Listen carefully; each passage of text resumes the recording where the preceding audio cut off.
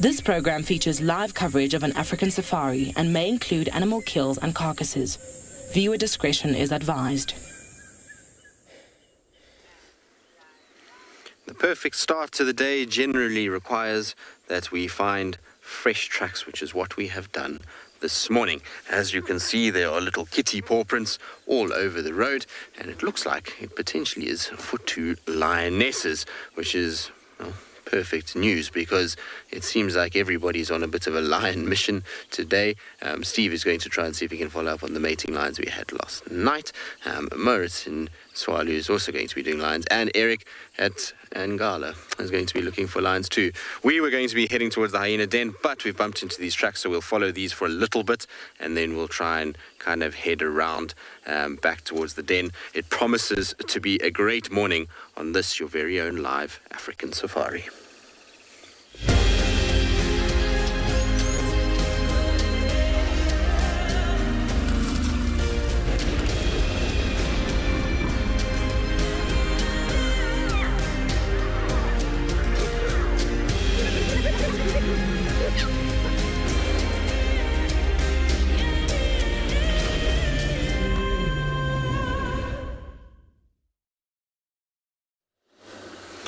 Good morning, everybody, and welcome to this a sunrise safari on, is it a Wednesday? It's Wednesday morning here in South Africa. It is a beautiful morning. There's a little bit of cloud cover, so it's nice and cool, and a nice cool breeze as well. My name is Tristan. On camera, I've got Mpho, and like I said, it's a very warm welcome to all of you, wherever you may be.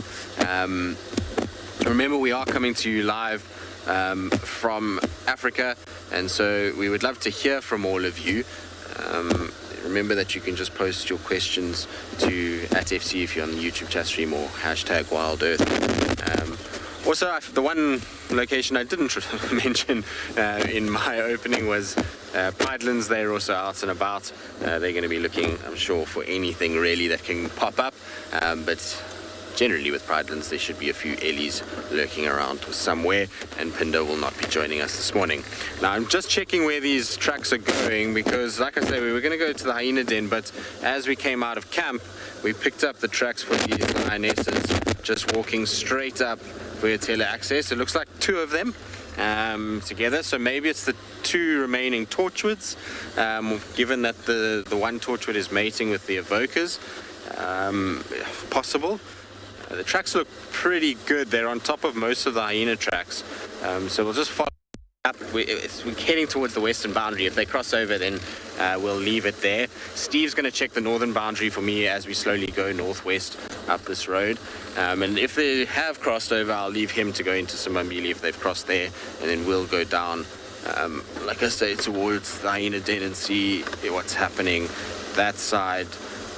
I know yesterday one of the other vehicles went to the den and there was no sign of anybody hanging out there, so we'll go and try and kind of check. It's actually been very quiet at the hyena den. No one's really found much happening there.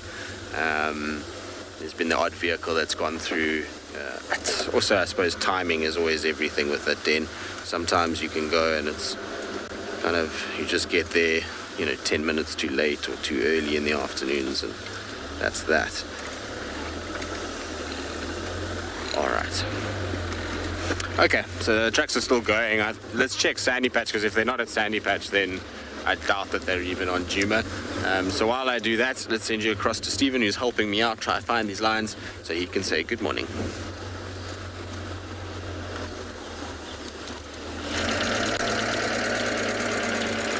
Thank you, Tristan.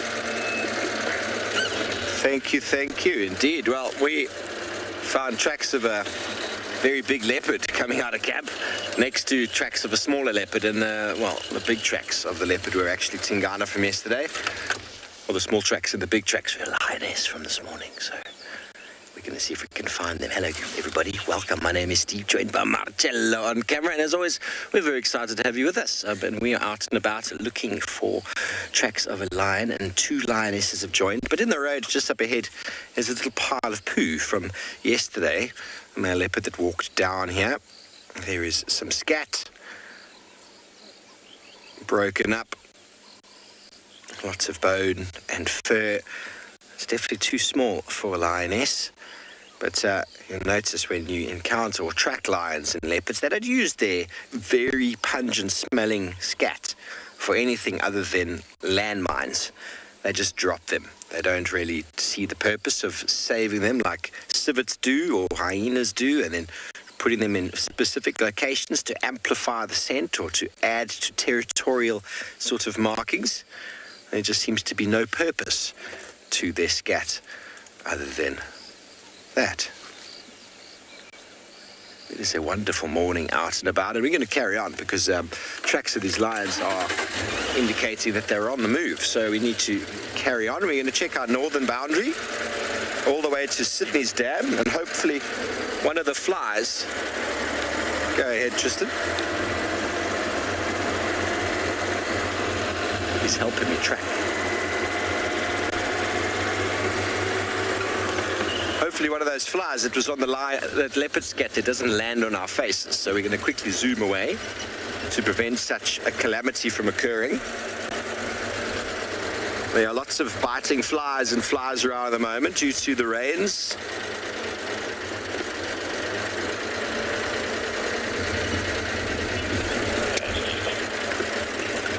So 50, it will be another day, great day for cats. Standing by, Trist.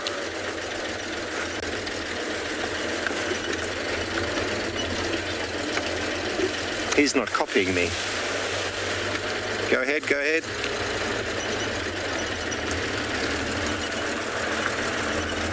Okay, well, I am copying him, Gwen, but he's not hearing me call back. So I'm not sure what he wants to say. He's going to update me on where the last tracks are going. They were heading completely west on Vuatila Access. Last we heard, so I was going to do a big loop around, double check that they don't go to the north.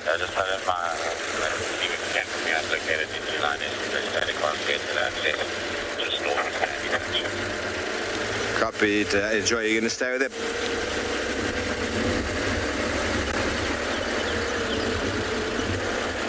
Okay, so Tristan has found them. That was the easiest tracking in the world.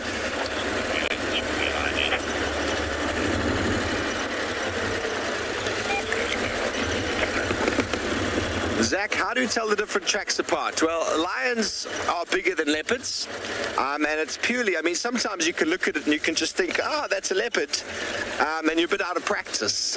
So what's always good to do is to measure. To measure a leopard track, a big male leopard, is 10 centimeters. Female is between 8 and 8.5, a little bit thinner and narrower than a male. Big lion, male lion can get up to 16 centimeters. So you can just measure them. You know, if you get a lion track that's 13 centimeters, you can almost be certain it's a female. If it's 14, that's probably a young male. 15, 16, then it's a big adult male. Cheetah look very much like leopard, but a little bit longer. They're 11 centimeters, and obviously you get baby cheetah as well. But a cheetah track looks like a leopard track that's been put in a vice and squashed. They're quite narrow, and the ridges at the back are quite prominent, so adding to the grip that they produce. And then also cheetah, you can see the claws when they're naturally walking. Every now and again you might see leopard or lion claws if the animal's running or behaving in a certain way that encourages them to move. But if they're just walking, you won't see the claws of a lion or leopard. Well, Prrivate is out and about, or should I say Taylor's out and about in Prrivate, and she'd like to say good morning.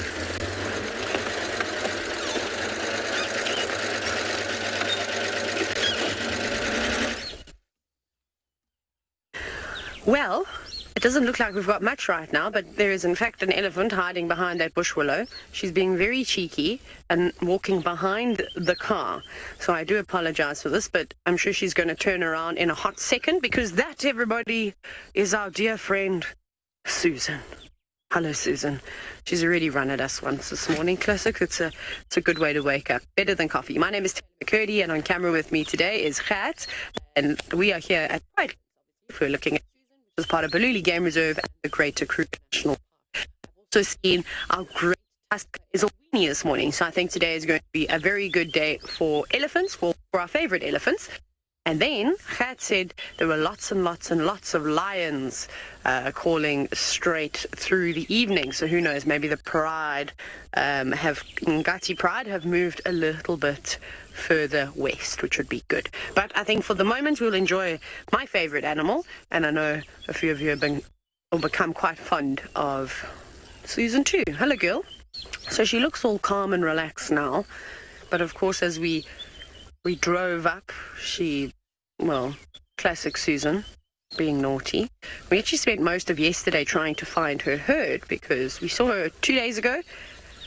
And then unfortunately we couldn't show you to her because she was just ducking and diving in all the drainage systems. But now that she's up and about, hopefully she'll come around. So she's settled down now. She's feeding quite happily. But the thing with this elephant, unlike most elephants, is that once other elephants settle down, they sort of stay settled down and they carry on eating and they've proved their point. Susan needs to consistently keep proving her point that she is the most dominant female elephant that has ever roamed the African earth. Hey, girl. She doesn't really, but I think that's the story that the plot, of her life. She's going to be interesting when she gets a bit older. Hopefully she grows out of this sassy behavior. I mean, it's fine now that she's quite younger and she's responsive. But when she gets to 4 tons, there we go. That's not going to be fun. Did you see that? Just absolutely out of nowhere. Susan, stop it. So she's actually a really good elephant to have around when we have students here at Eco Training because she exhibits all of the elephant behavior, agitation signs and, just naughtiness and things like that. So it will be nice for them to see this. She's eating away and then the next minute she just has a need to throw a tantrum like what she did there, which is quite funny. So it's really, really good to be able to see these kinds of behavior, which you don't always see with elephants because, let's be honest, most of the time we're very fortunate in this area that the elephants are happy and are quite chilled with the vehicles. Right, but off you go, back to the Sabi sand to see what Tristan is up to.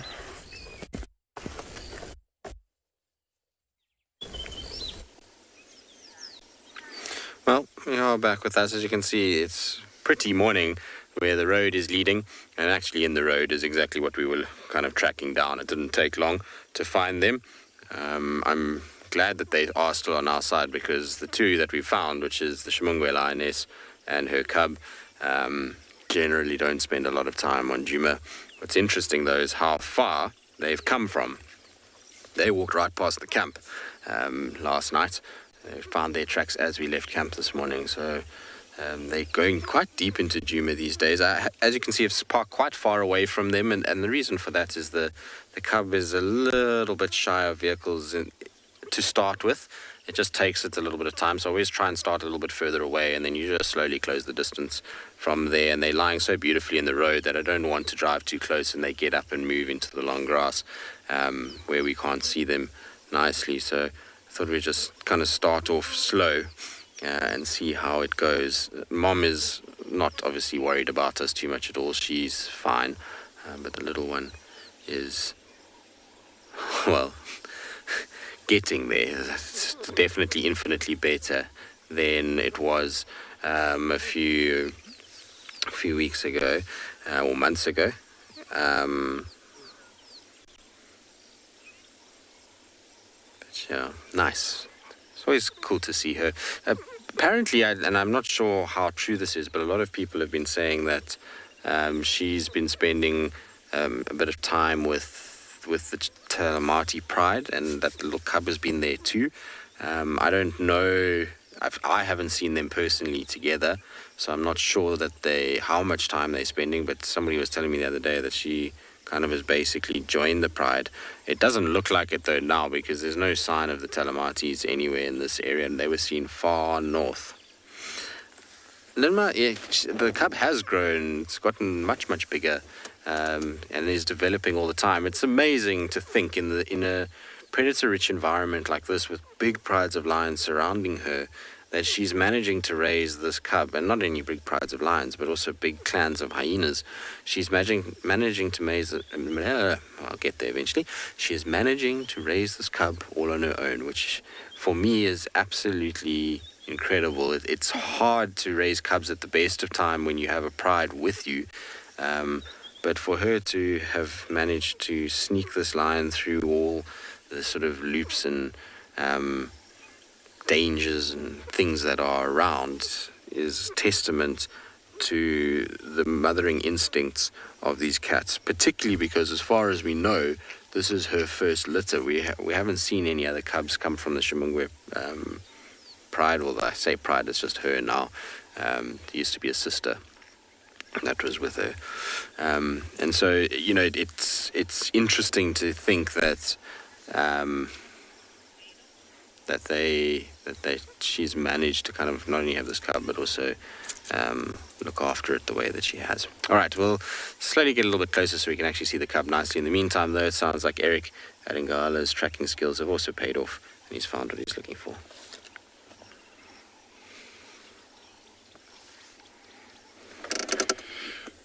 Good morning, everybody, and welcome to andBeyond Ngala. I do have to say that we didn't do too much tracking this morning, but I'm glad we've managed to. My name and behind camera is Seb, and we were both just commenting how strange it is that Djuma and us have got pretty much exactly the same setup. We've got lions on the road in front of us, found first thing in the morning, and it's quite unique. We're both seeing the same things. This is part of the pride of lions that we saw yesterday, so part of the Birmingham. And they've moved a bit further to the in part of the reserve. And they're looking quite sleepy, so I think that they must have been moving around a bit last night. Yesterday morning they were attempting to try and hunt. They were successful. They caught a young wildebeest, which I said probably wasn't going to be enough for all of them for very long. And the interesting thing, especially if you were watching yesterday, is most of these lions had pretty full bellies. So that one on the, if we go to the left over there, especially this one closest to us, this is one of those males who would have had a really big, full, swollen belly. And just look how quickly he's been able to digest that food, and now it looks like he pretty much hasn't got much left in his stomach. And so if you consider how he went from being very full to looking quite normal, the young females who weren't able to get too much food in yesterday are probably also feeling quite hungry at the moment.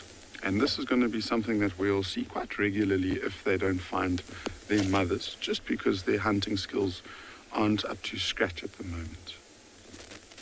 So it will take some time to develop another young male there. Panting quite heavily, it looks like he's in a pretty deep sleep. And then one of his brothers. And I think one of the reasons why they decided to come into this area is because the last time that they were seen together as a pride very close to here, so they've probably come to try and see if they can find the rest of the pride.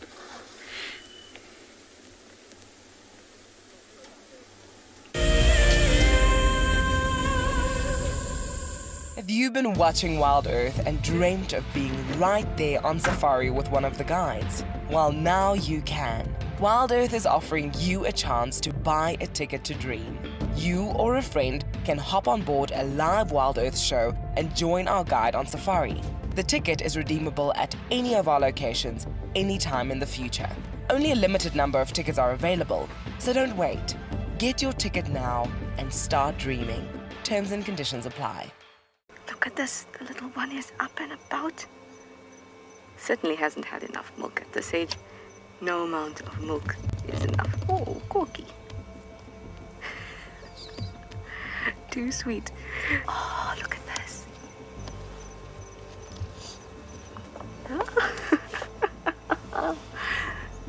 is stunning. Tune into WildEarth every single day. It's in your nature. This is Rusty. He's my favorite vehicle, and we've been through all the good times here in the bush. Now, if you feel a connection to Djuma Game Reserve like I do, then we have a fantastic opportunity for you. You can have your name engraved on a brushed metal plaque just like this one, and we will attach it to Rusty so you can always be with us on safari in spirit. We will even send you a digital photograph once your plaque is mounted on Rusty. Spaces are limited, so grab your spot now. Hello everyone, my name is Trishala and I am a naturalist and safari guide here in Djuma Game Reserve in the Sabi Sands in South Africa. I think that the information that we provide, and most importantly the questions that you ask, give both you and I a really good idea of what's going on. My friend Fernando here, he's a flat-necked chameleon and I love them. They're just these gems that you manage to find in the bush. Catch up with the guides daily here on WildEarth.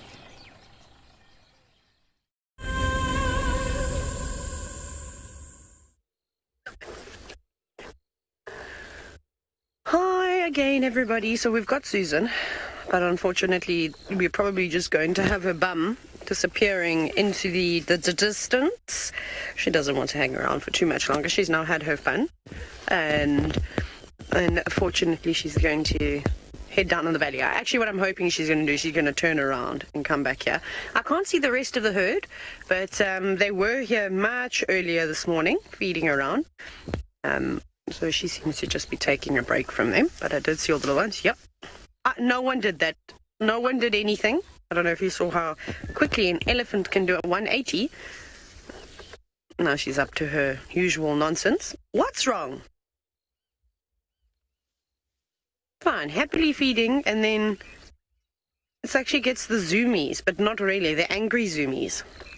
I wonder if you don't know what a zoomie is. If you've ever seen a puppy just all of a sudden start running around, that's basically what happens. Or cats like to do it. Deborah, you've commented and you've said how much you enjoy her cheekiness. Well, sometimes. Sometimes yes and sometimes no. And sometimes I have to really get cross at her. She just likes to push the boundaries. And if you don't tell her no, then she will come right up to the vehicle. So you have to constantly keep engaging with her. The moment she's feeding on all the marulas that have obviously fallen from just below that tree, I was hoping she was going to give it a shake herself. But we might have to sit with her for a little bit longer. We shall see. But that's what she's so focused on. It's a very small marula tree in comparison to the others that we see around here. But they are dropping their delicious fruit at the moment. It's so nice to have marulas earlier in the year, because normally we only start to get them like right at the end of January, beginning of February. But with all the good rain that we've had consistently since late last year, they've come out earlier. And hopefully they will last for a while. The few marulas that I have eaten have not been particularly good and wasn't very impressed, because I'm quite fond of marula fruit. So much disappointment. It's the thing that I look forward to most in terms of the trees that fruit every single year. I literally eat myself sick. I think the elephants eat themselves sick too. Their dung turns bright green and is filled with, they look like little golf balls from a distance. Sometimes the dung beetles get confused and they'll end up rolling a marula fruit instead of the dung, which is quite comical. I think I have a picture of one doing that. It was very funny. I'm going to be very upset when it takes it home to feast on dinner. Ruth, now you've asked about Susan and if she has had a calf yet. No, I don't think she's had a calf yet. She's a very young elephant still. Normally elephant cows will have their first calf roughly around the age of 15, maybe a year or two before, or maybe a year or two after that. But it's typically around then. So I think that the reason why her behavior is so erratic, she's calmed down a whole lot from when we first started seeing her in June or July of 2020. Obviously, that's when we first started noticing her, and we're doing the drives here at Pridelands.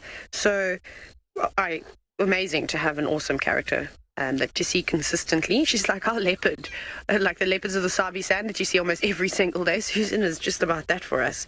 So I don't think she's had that. I think she might have mated already. So Ezulwini, the big elephant tusker that we saw probably about a week ago, and he is on the property again. We will go and look for him. I saw him very early this morning.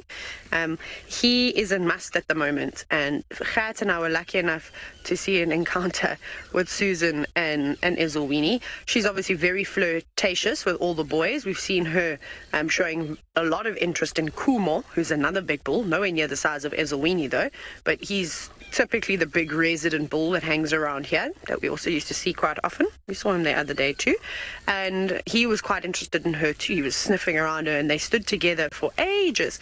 So I think that she definitely has mated in the last couple of months or so, because she's calmed down quite a bit now. Well, that's my theory anyways, but of course I'm not an animal behavioral specialist. This is just my observations. But right off you go to a lion that has got far less attitude than Susan.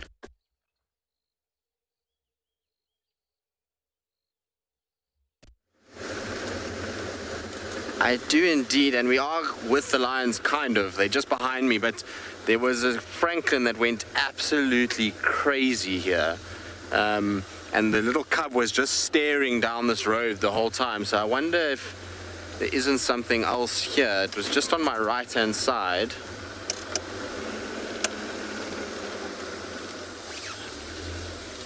I'm going to quickly check. This area is Bukamuri, Shidulu. Maybe there's a sneaky little leopard here somewhere. Just want to double check inside these quarries. It was right here. It wasn't far from the lions. The lions are just sitting up on the road. They're not going anywhere at this stage, and even if they do, we'll kind of track them down. But there's definitely Franklins went, and they flew up and out. So all I'm trying to see now is if I can spot a little white tip to a tail, because if it is something like a leopard, it will have the tail up, trying to tell the Franklins to stop shouting at it, which they have now, but definitely not happy, those Franklins. They went bursting out of these quarries here. I suppose it could have been a snake, or maybe a slender mongoose. It's possible too.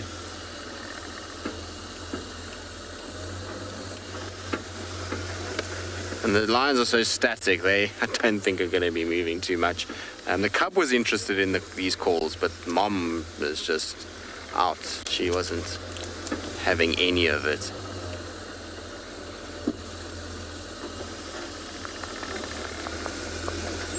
I don't see anything. And the Franklins have gone quiet now. I was umming and ahhing if whether I should actually come into the area. But, so I took a bit of time to get to where the Franklins were. I was hoping they would start calling for longer.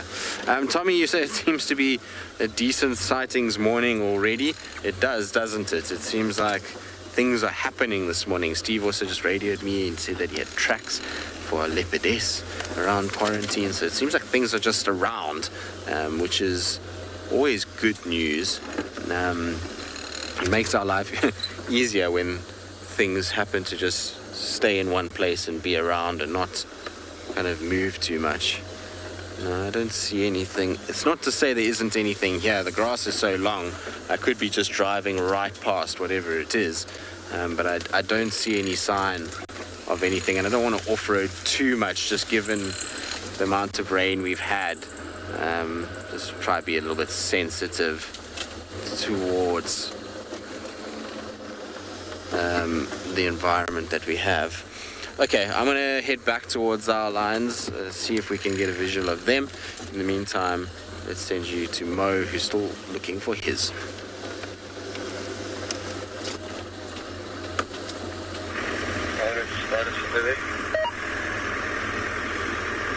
Good morning guys.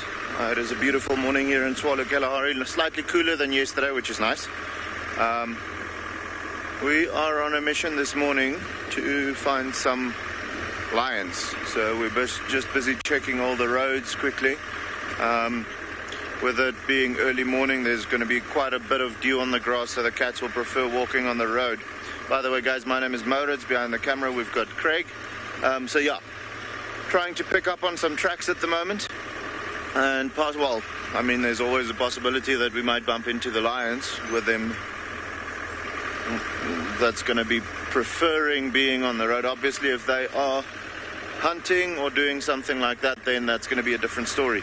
But typically when they travel early in the morning, when there's dew on the grass, they don't want to be in the wet grass. So the chances are better for us in the mornings to pick up on some fresh tracks and see what they've been up to during the evening and possibly locate on them. So we'll have to see what the morning has to offer. Obviously, there's always the possibility for some nice brown hyena or general game or something like that. But yeah, that's the main objective for this morning. See if we can find those lions. They've been scarce lately, so with that being the case, it would be nice to see them again and see that they're doing well and all of those things. The way they've been walking around, I can't think that they are struggling at the moment. But yeah, we're gonna check if we can find these tracks, guys. If we find anything interesting, we'll let you know. But for the meantime, we're gonna send you over to Eric, okay?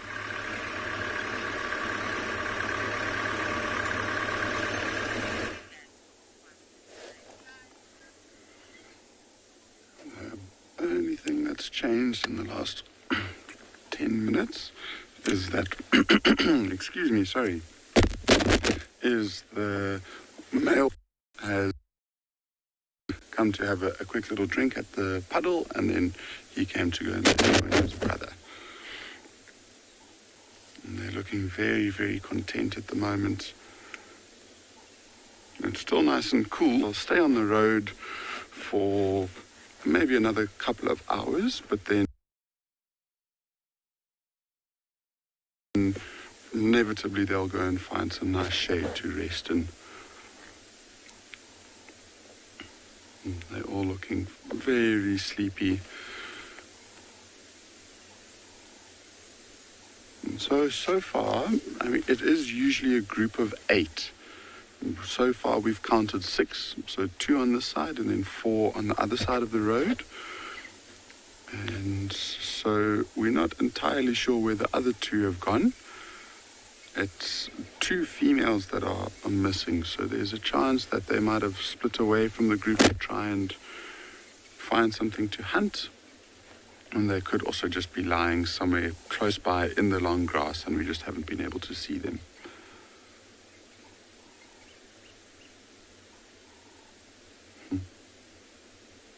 The tail's pulsing up and down.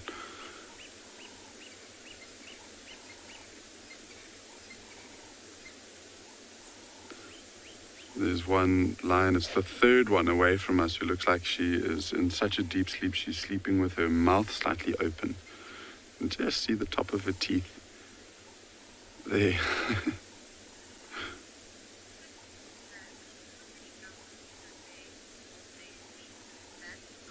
Zach, a lion can potentially sleep for up to 18, 20 hours a day.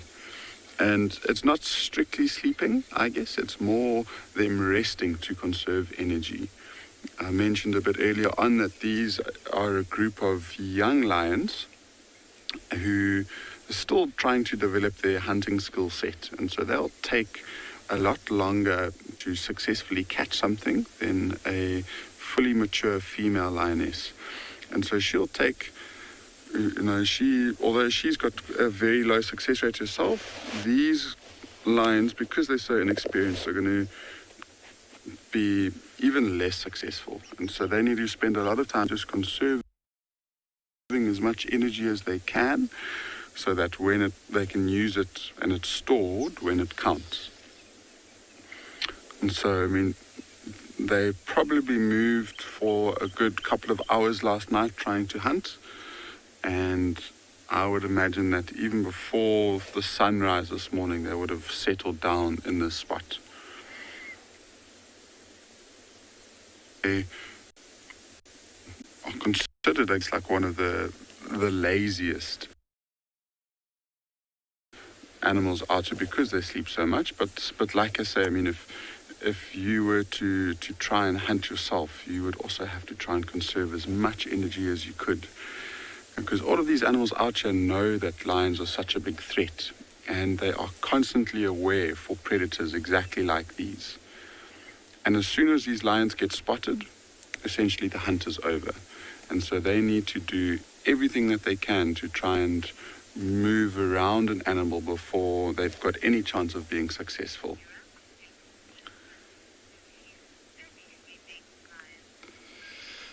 So both Tristan and I have lions this morning, and it's nice to get them early on. We are going to stick here for another few minutes and see if they decide to do anything else, and listen to see what his lions are up to.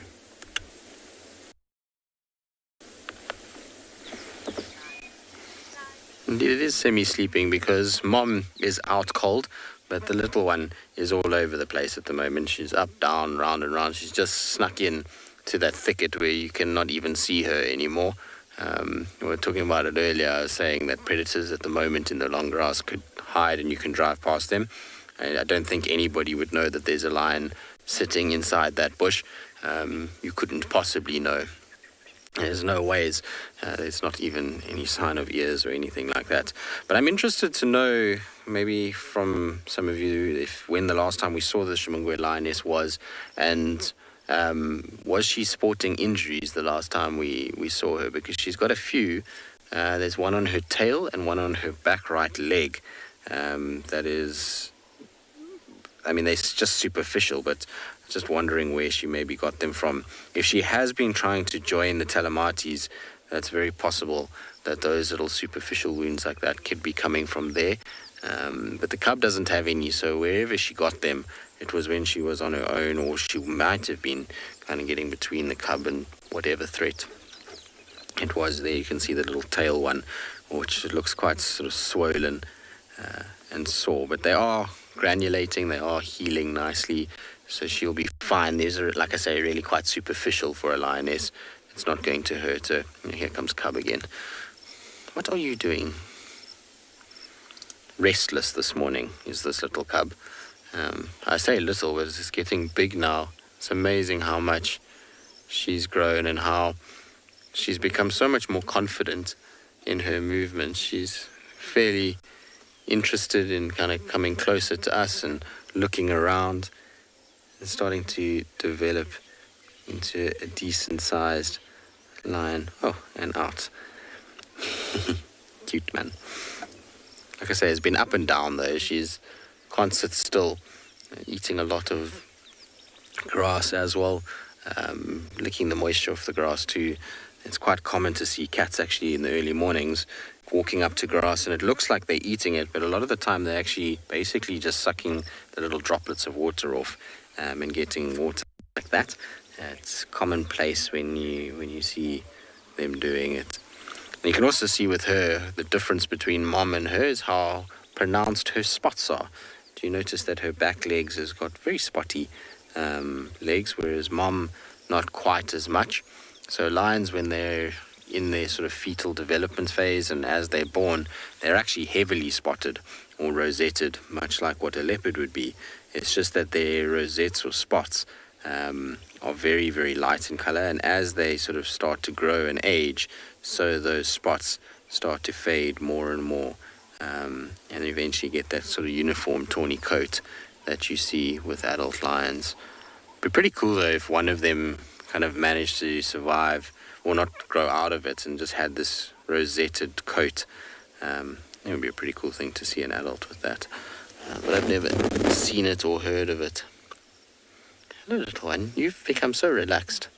I remember seeing this little one in October and it didn't want to be anywhere near us. What's she looking at though? She's very intrigued by something this morning. She keeps looking around and kind of staring at things, and I don't know if she's feeling a little bit unsettled, or if there's a reason for her to be kind of staring around. Like I say, we did have those Franklin's alarm calling. Maybe she's noticed something. Godfrey, you're asking are lions the ones that purr the loudest? So lions, unlike cheetah, don't really purr. Their voice box, or if you want to call it that, their larynx, is designed differently to the way that cheetah and other cats, or smaller cats, are. And so these guys have the ability to roar, which means that purring is not really something that they can do. So no, they don't have the loudest purr. Cheetah probably have the loudest purr of the cats. When you go near a cheetah, it's purring. It sounds like a kind of motor is running inside their throat. Whereas these guys are quite quiet. You don't hear them, but they do have the loudest roar by quite a long way. They also have the most impressive roar, as far as I'm concerned. Things like tigers, snow leopards, jaguars, very different sound to what they have. These guys have these beautiful extended, especially the males, those extended roars and these thumping massive sounds that come out of them. There's nothing quite like a lion's roar. Are you watching the birds fly over? Very curious this morning. I think this little one is bored. It's like, Mom, why are we sleeping and not doing something? But yeah, this is one of the most impressive sounds. There's nothing that really beats lions roaring right next to you. It's a sound that lives with you forever, and you kind of always want more of it, particularly if you can get a number of males together and with the pride. I'm sure Steve will be able to tell you stories of time spent with the mountain pride where, you had 35, 36, 38 lions all roaring around you. It's no joke. The best roars I've ever had was from the 6 Mapokos together. That was quite something to hear the 6 male lions kind of, I suppose that, and another sighting where we had the Styx young male, the 6 Matimbas, and 4 Birminghams, Jingalans, not Birminghams, on Gari Main, and they were fighting with each other because they had both started hunting the same buffalo herd and then run into each other. And the noise that morning was just unbelievable. Some of you that are watching might actually remember it. It was in 2012. You see more Franklin's alarm calling now, just further down from where we had those last ones. I wonder if there's not a leopard moving around here. But like I said, that was just absolutely incredible. Just from a point of view that you had 10 male lions, big male lions, that were angry, and so the roars were incessant from about, I remember it was a sort of late winter morning, or almost early spring, and these lions started roaring at about 4 in the morning, and they just went and went and went, and at about 10:30, 11, the kind of last roars were ringing out. But it was very difficult to follow what was going on because the males were chasing each other, and because there were so many of them, you couldn't figure out where everybody was, and it was right on Gari Main. So they would run north into Vuyatela, Djuma, which at that stage we as Chitwa couldn't traverse, and then they would run kind of back into Little Gari, which meant the guys from Djuma couldn't traverse. Everyone was just trying to keep track of all of this, and in the chaos we managed to find Mafufanyan watching all of this going on from a termite mound. He looked as though he was thoroughly amused by it. So we had these 10 male lions that were fighting. Then there was this young male lion that was just trying to avoid all the chaos, a leopard, and a herd of about 300 buffalo in the same site. It was absolute pandemonium, but the noise from it was probably the best part of it. It's just these massive belting roars ringing out for hours on end. It was pretty spectacular.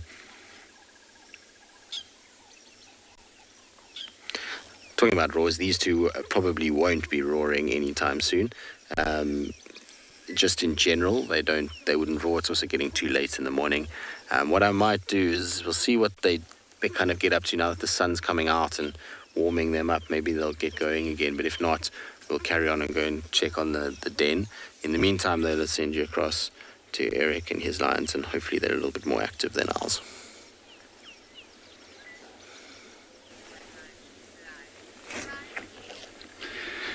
doesn't look like these lions are going to be roaring anytime soon either.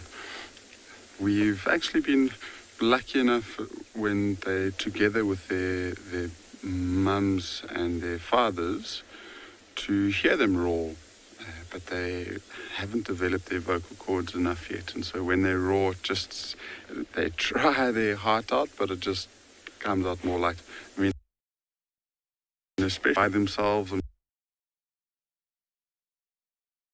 sure that they'll feel slightly vulnerable without their mothers to protect them, and they're not wanting to advertise their presence. So if they decided to roar and there was some unrelated lions in the area, that could cause quite a lot of trouble for them, especially if those big adults decided to come and investigate the calls. So they'll mostly be silent, and they might try and respond if they hear and recognize some of the other Pride members within this area.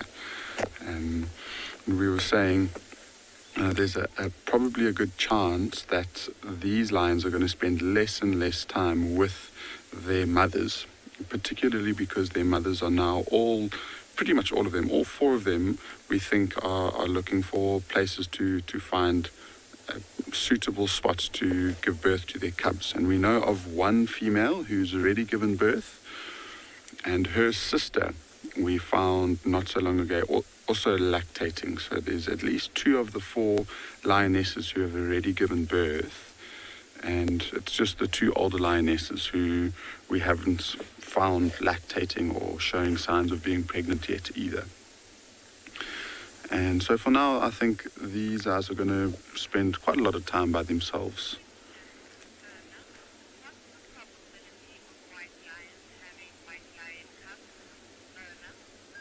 So, Erna, that is a very good question. You're asking the probability of a white lion having white cubs. And the probability is strong as long as the other lion that it's mating with holds the gene. So if this lion, for example, he possesses the recessive gene. If the lioness that he's mating with doesn't have the recessive gene of the white lion, there's no chance that there will be white cubs. They'll turn out just like normal regular lions, but there's a strong possibility that he's passed his genes down to his cubs. And so if those cubs somehow manage to meet another lion, there's a possibility that will turn into more white lions. If the white lion mates with a tawny lion that possesses the gene, the possibility is much, much higher. And so it's hopeful for us in the future, especially because we've got that one female white lion who's slightly older than her, or slightly younger than her white lion cousin. And, this young male is going to spend some time away from the pride. He's probably going to move off with his brothers any moment now. Probably going to see less and less and less of them. But hopefully this young female stays around her maternal pride. And if that's the case, if she makes it to maturity and we see her mating, there's a very good chance that we could have more lions on our hands. So the mother of this white male is one of the females who is lactating at the moment. So we haven't seen any of her cubs yet, but she's mated with exactly the same males. And so there's a possibility that she has given birth to other white lions. There is about a 25% chance of, if the male and the female both possess that recessive gene, there's a 25% chance that they pass it on to their offspring.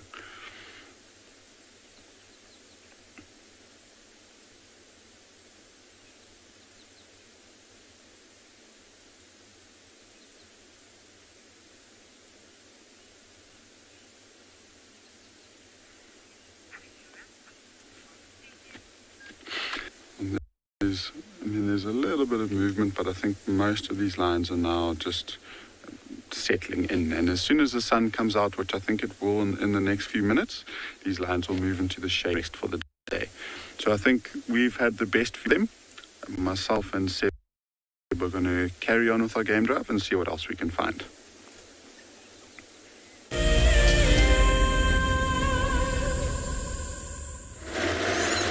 And good morning, everybody. Fasten your seatbelts for landing, please, as we're pulling into Chitra landing strip.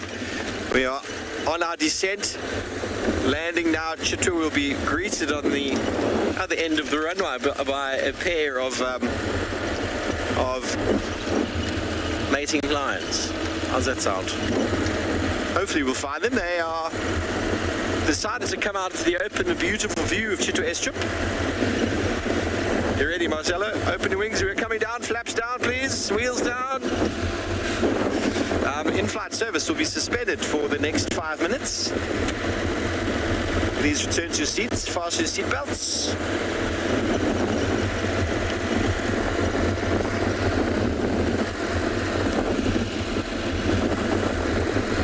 There's another pair of lionesses on their way. Oh, there they are. Hello. Look at you in the open, lovely lions. Just going to approach slowly, because the tortured Pride is not always that relaxed with our vehicle. They're not used to seeing our aerial. But the evoker male, he knows us very well. So we're just going to allow them to, get used to us. Slowly get used to us.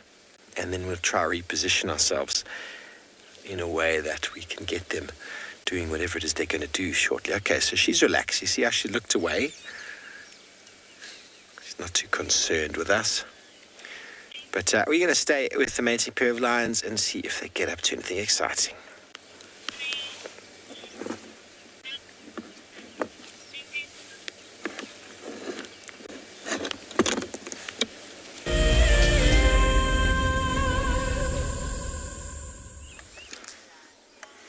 Isn't that cute? Kind of cub resting on mom's leg and just right up close together. So she's moved a little bit because of the sun, and then the little one came along and they're having a little cuddle. This little cub is very unsure of a car that's behind us because we're on the main access road and the car is not a game viewer. And you see the difference in behavior between us as a normal vehicle that it's seen before and now a vehicle that it doesn't know. Very different behavior. It's kind of cuddled behind mom and it's almost like, Mom, protect me.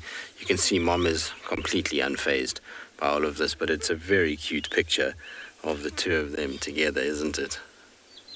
I don't think mom is going to last like this. She's going to get irritated with this cub in her face. Looks like she's got lots of marks on the back of her neck. I'm trying to see what that can be from. Maybe ticks. She's been battling with a few ticks, or she's been in a pseudo kind of estrus and trying to keep males happy. Sometimes when they've got cubs like this, they'll try and mate with males that they come across just to try and fool them so that they leave the cub alone. But she definitely got quite a lot of scarring on the back of her neck at the moment. It is that time of year where there's a lot of ticks, so it could be that too. It's not easy to see the angle we're sitting at right now. Look at that. Isn't that cute? This cub is very unsure. There we go. Okay. See, Mama was protecting us. A little bit of grooming. That's a sweet, sweet, sweet little moment right there. I just love her paws over the top of mom's. Kind of just hiding behind the little one. Oh, her mom's head. It's cute. Dolly, you say you love mom and cubs bonding. It's special when you see a kind of bonding process. And it'll be a very tight bond between these two. Unlike in big lion prides where the cubs have got other siblings, or they've got, cousins, they've got aunts. There's lots of bonding that takes place with all of them. But whereas in this little pride, it's mom and cub, and so they spend an abnormal amount of time together compared to other lions. So I'd imagine the bond is very strong between these two. And when you see them interacting like this and having a little cuddle and kind of just being sort of cute, it's always a very special thing. And of course, it's not cuteness that the cub is doing this. The cub is genuinely, when it feels like it's unsure, it knows mom is the safety blanket, and so that's why it goes to where mom is and makes sure that it's behind mom, and mom is between it and whatever it deems to be something that it's unsure of. So even though it looks like a cute little moment, it's actually the cub's insecurity in a way, that it's pushing it back to where mom is and then lying up with mom and making sure that it's safe. And mom's reactions is what's teaching the cub eventually that you don't need to worry. This is all okay, and that's why the cub is now turning and facing away from the perceived whatever it was that was kind of making it feel a little uncomfortable. Both of them are not like skinny, but you can see that they do need a meal. And so hopefully they will get something this evening. There's a fair amount of impalas in this area. I would imagine that they'll go and hunt. All right, seems to be a lion-filled morning, as we thought it might be. Steve has had some success with his mating lions that he was looking for.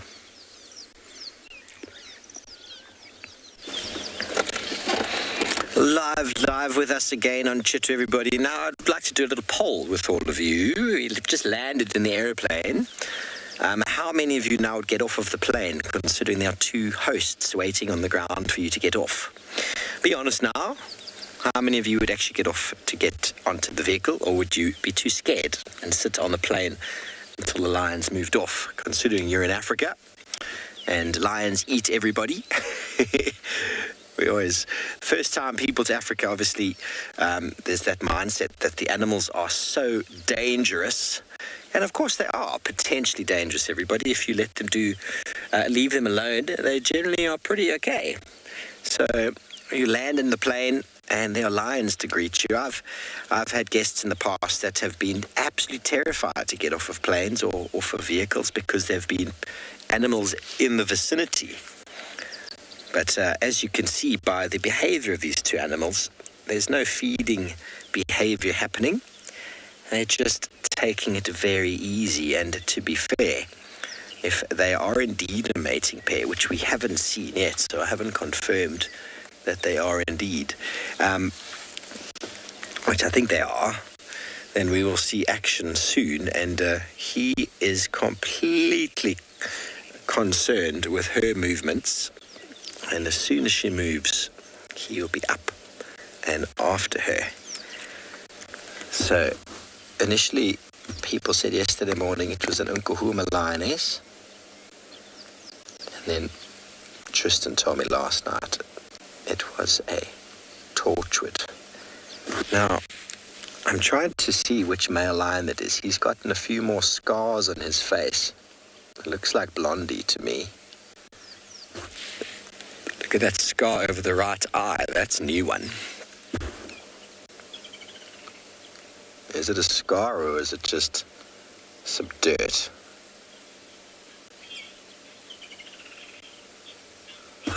LP's got a really big paws indeed. Very big feet. And well, it's because he's got such a big chin. So you need big feet to cushion your chin, don't you? I mean, take your hands and put them underneath your chin. It's the perfect size. Now, if your hands were too small, it would just be awkward for your chin. And lions have got very big mouths and faces. So that's why they've got big paws. I'm only joking. The big paws on the front feet are to support the weight of the head and shoulders, which is obviously much heavier than the hips. And the size of the feet is determined by the size of the animal.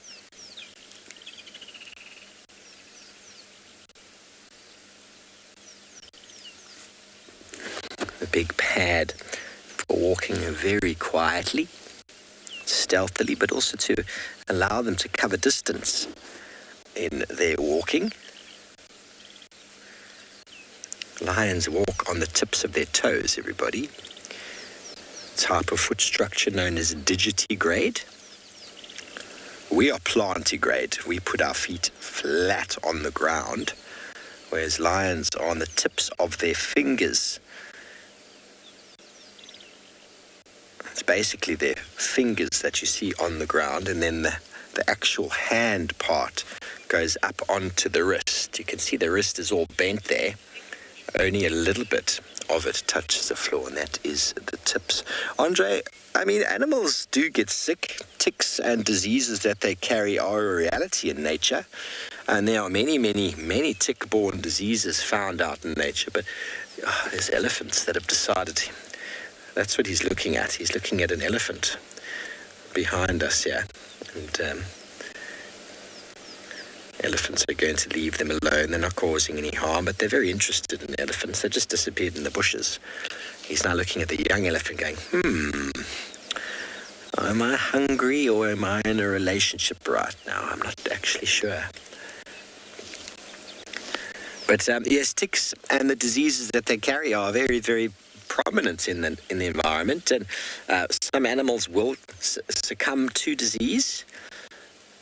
Some of them will get quite sick, and some will even die. But through evolution and through adaptation, many of these animals have developed immunity to many of the diseases that they get. And by developing the immunity and surviving, they pass that trait on to the youngsters.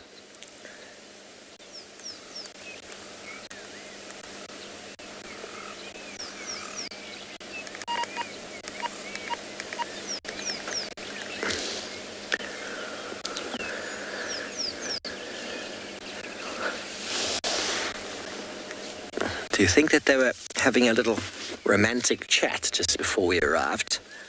Looking into each other's eyes? Carl, I'm not sure how long it's been going on for. Yesterday morning they said 2 male lions, and then suddenly there was a male lion with a female. So if it started yesterday morning... Hang on a second. Oh, sorry, that's not for me. So it'll go on for at least 4 days. Could push it to 5. Hang on a second, I'm just going to update. Yeah, space for 2 on their strip. Just updating that there is space. Others would like to come and join us. So mating lions, mating leopards, normally anywhere from 3 to 5 days. In the beginning, it's quite easy to tell how far into the relationship it is, because in the beginning stages, it's every 7 to 8, maybe 9 minutes. And as the time elapses and starts to get longer, you notice it starts becoming 20 minutes, 30 minutes, 40 minutes, and then eventually hunger overwhelms them. And on they go. He's definitely hungry. He keeps looking at the elephants that are disappearing now. That means you must be really hungry if you're looking at an elephant. How many times have you said that before, Marcel? I'm so hungry I could eat an elephant. Definitely heard the term horse. But elephant, he's thinking, I'm that hungry. I jest this morning, everybody.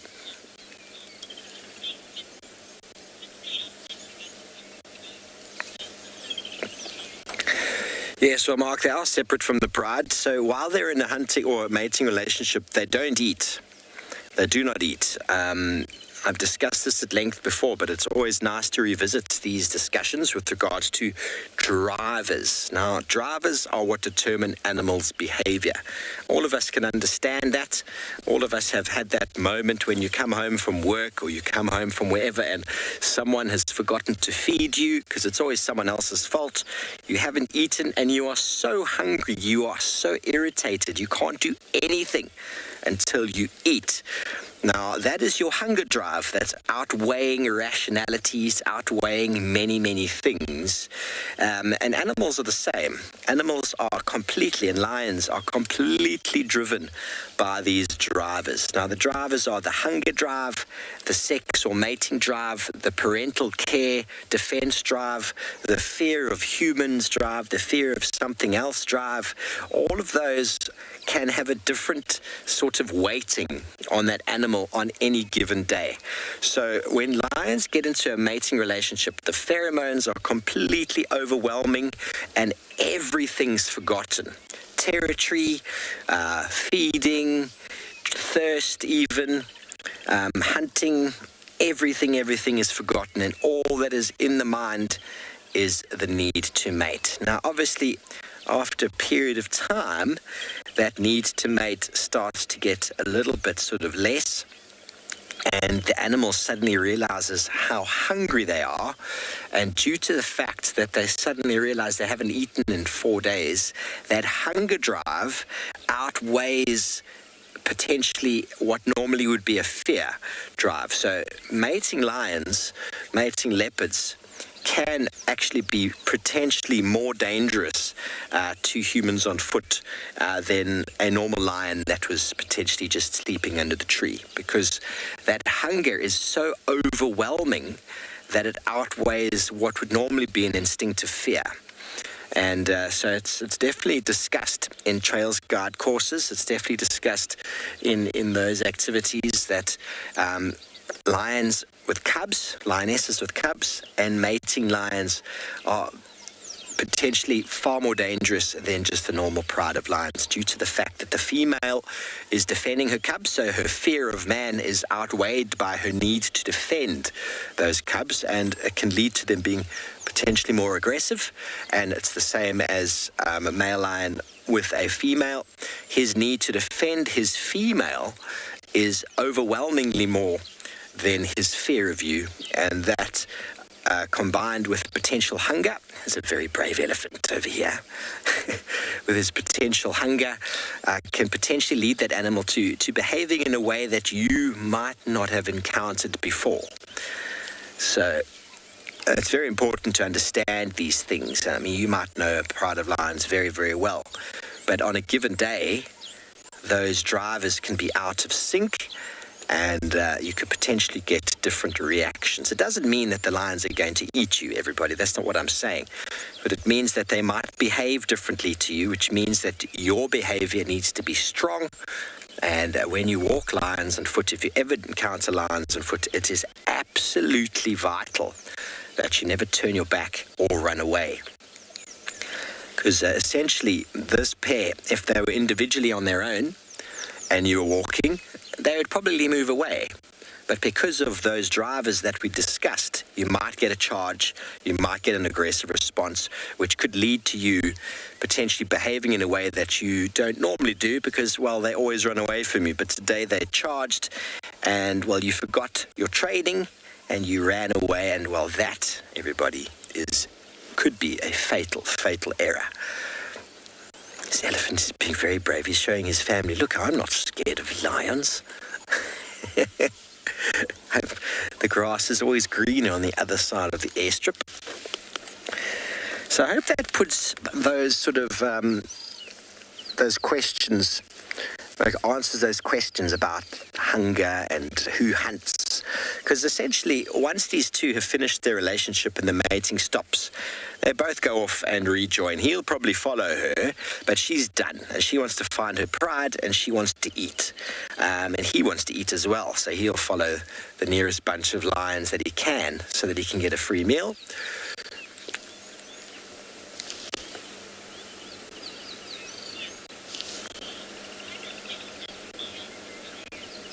Lee, of course, yes, it works both ways. A young elephant like that is a potential risk from a pride of lion.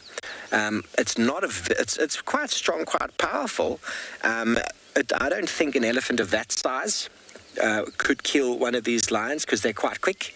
But it's mum who would come to the defense of that youngster. That would definitely be a very, very big threat to the lions. and they would be very cognizant of that. Lions in the early stages are very inquisitive and they love to chase, and they learn very quickly. Elephants are a little bit too big. But to be honest, a pride of lions has a very good chance against an elephant of that size and smaller. Any bigger, they start just getting a little bit too weighty, a little bit too strong. And lions need to be able to pull the animal down. If they can't pull them down, the elephant will just run with them on its back. To mum, of course.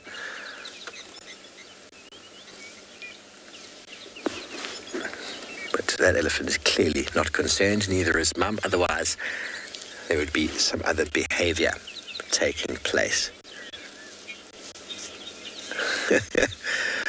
Darcy, yeah, it's possible. He's got a little bit of confidence to him. He might give the lions a bit of a rev. I don't know if he's feeling up to it today, but there is definitely the potential for that to happen. Elephants do definitely develop a lot of their confidence from the parents, and their behavior often indicates that.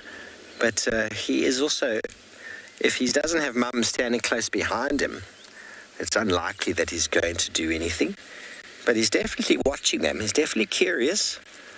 But he was more interested in the marula fruits that have fallen on the other side of the estuary. Okay, she's up. We're going to see if he's interested. And of course he is.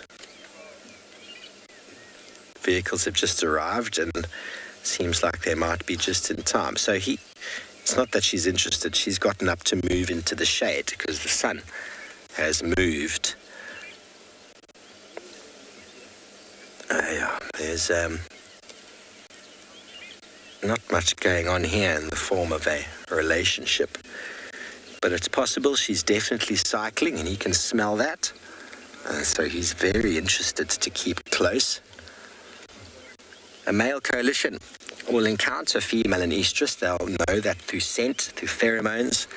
And the first one of the males to sort of lay claim will be the one who stays by her side. It is possible that over the days that they come... Is that mohawk? Oh, I'm finding it difficult to tell the difference between them at the moment. And there's definitely not too much love going on right now. They are wondering, is that elephant worth a charge? Is he worth some activity?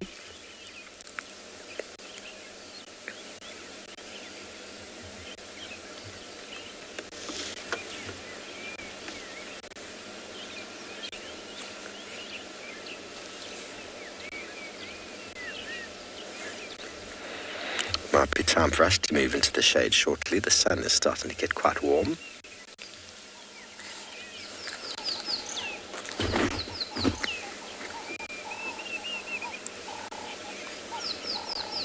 Okay, so we're going to do that to maybe get another position so that if they do get into some sort of a mating ritual, we might be in the perfect spot to film it.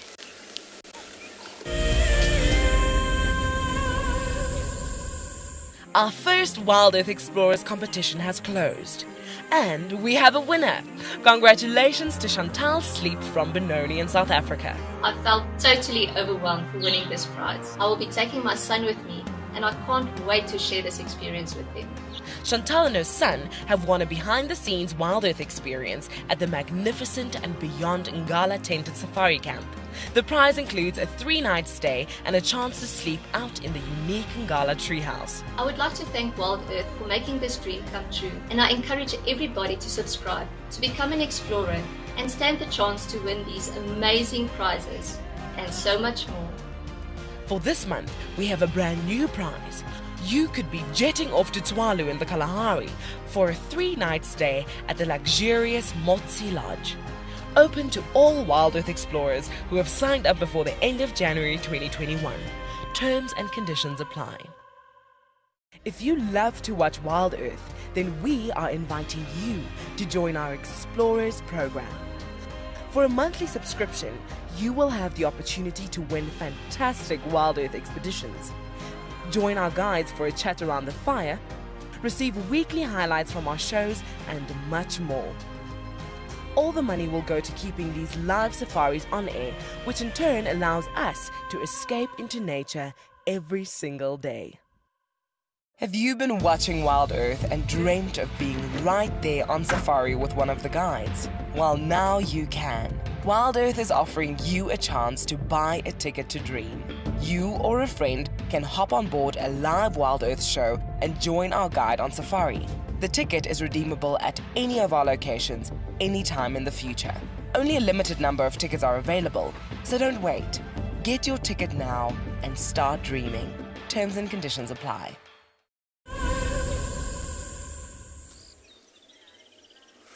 As you can see, we are, well, staring at grass at the moment, and that's because our lions are lying right there in that grass. You can't see them at all, but there are two lions lying there, and so I think we're going to leave them and let them be.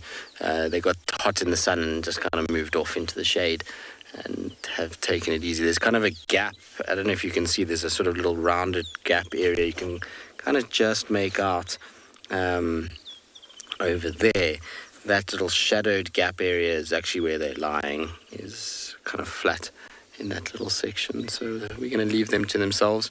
There's no visual really to speak of in this long grass, and so it makes sense to carry on. It's also getting brutally hot, so I don't think that they're going to be moving at all. So I think we'll carry on. Let's go see what else is happening. I'll slowly bumble towards the hyena den, but I suspect that that won't be active by now either. It's going to be a little bit warm for them, although you never know. Maybe they've decided to come out and play and be around. Anyway, that was really nice though. It was cool that we managed to get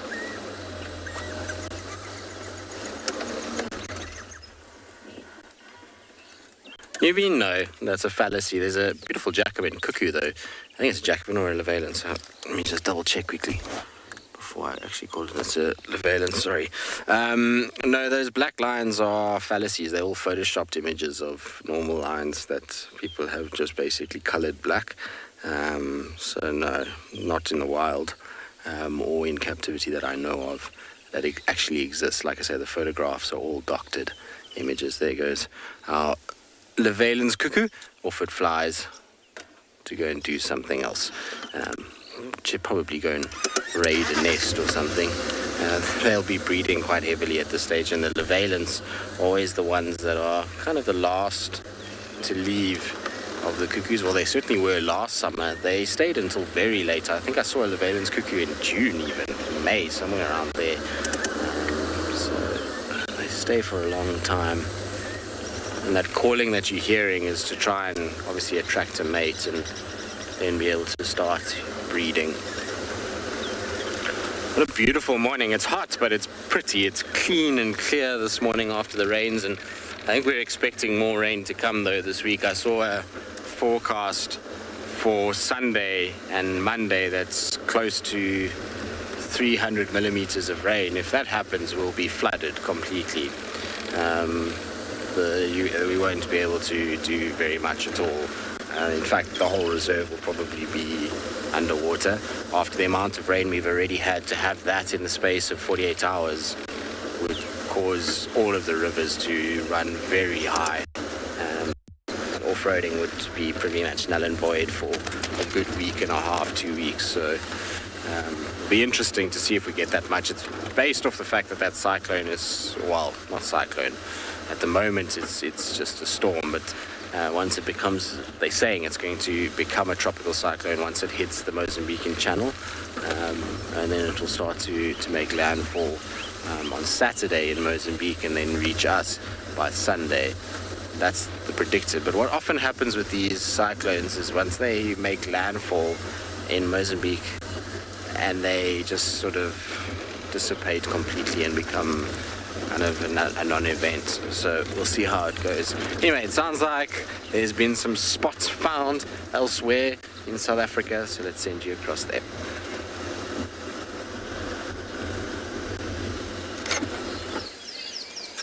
Well, welcome back to Chitwa, everybody. We're from the lion sighting. Spotted from a distance some spots sitting on top of a termite mound right here at the Bush Braai site. So elephant, lion and leopard in the same place. Oh. Hello, boy.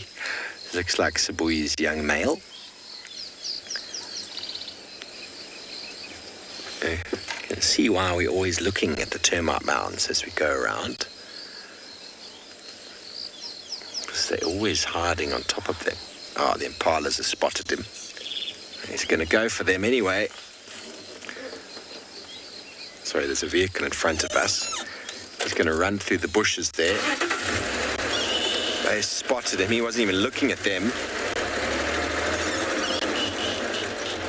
Let's see if we can get a view of those impala.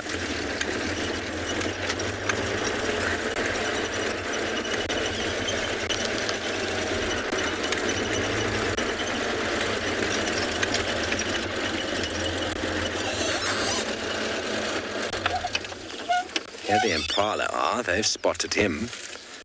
So he wasn't being very stealthy, was he? I wonder if his mom and sister are nearby. Might have been them that might have been the mom that caused them to alarm, because he wasn't really visible from them. Kyle, have you got visual? Yeah, Ethan, it looks like potentially he's joined with mom here. Okay, copied. Let me know if I can join you once this settles down. Okay, so the impala definitely spotted his mom. His mom is in there. She was obviously stalking these impala while he was just playing around on the termite mound. And as soon as the impala started alarm calling, he went running because he thought maybe she'd caught something. But at the moment, the vigilant impala. Sandy, no, there was no scaring there. Often what happens is when a leopard gets spotted, they move off because they're like, oh, I've been spotted. But his mom is here. The guy, Kyle on the radio, just said that he's joined his mother. So she obviously had left him on the termite mound. She was stalking through this thick bush because they couldn't see him through this bush here. And he heard the alarm call and he's like, oh, mum's caught something. So he ran to go steal it from her. And now they're both going to be probably just walking away. Squirrels now alarm calling. We're just trying to see exactly where they might be. Another vehicle with us here, so that's helpful. Which engage my low range. So we can do this there. I can see them moving off on the left there.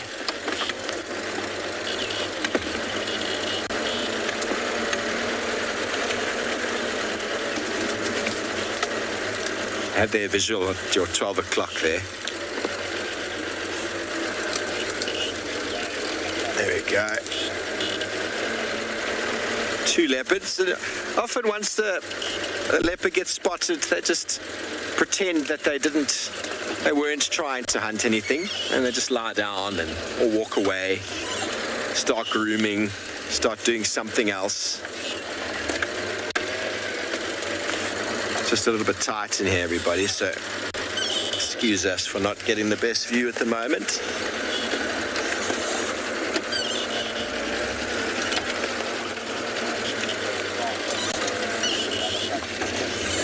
There we go. 12 o'clock. There's a leopard.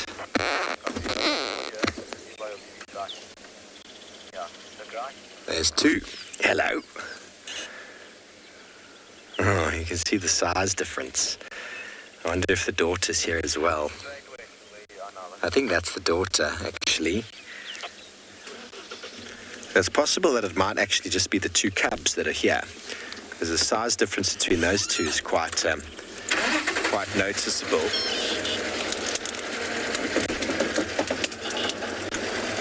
It's not uncommon for Mum to be leaving them alone at the moment.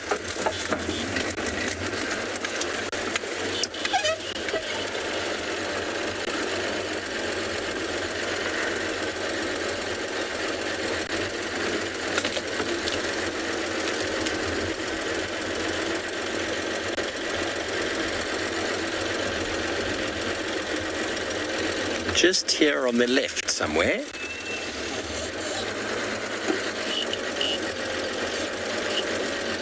You got them?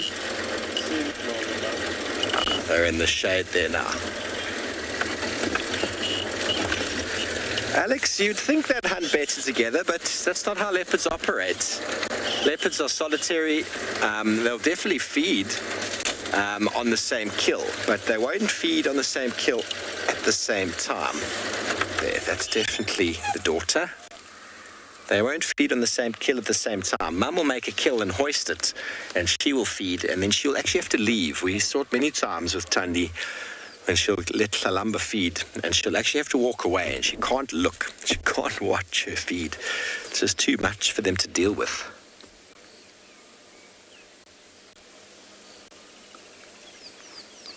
So essentially, once these two, let's actually get into that stage where Mum's going to just leave them alone longer and longer, and they're going to start having to hunt for themselves. And he clearly was allowing her to hunt, and then as soon as she catches something, he's going to steal it. That's what male leopards do. And then there's no sharing at all. He might get full and move off and allow her in then, but that is probably going to be unlikely.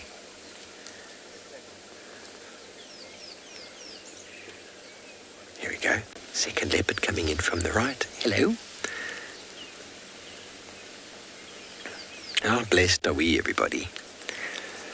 How blessed are we? These are the two cubs.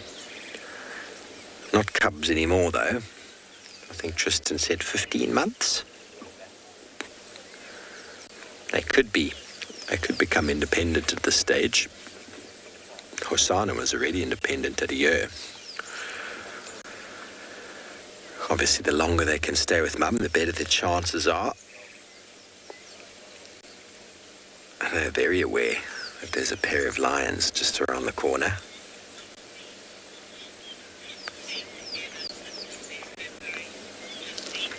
Justine, I'm not certain. I don't think there's a hard and fast rule.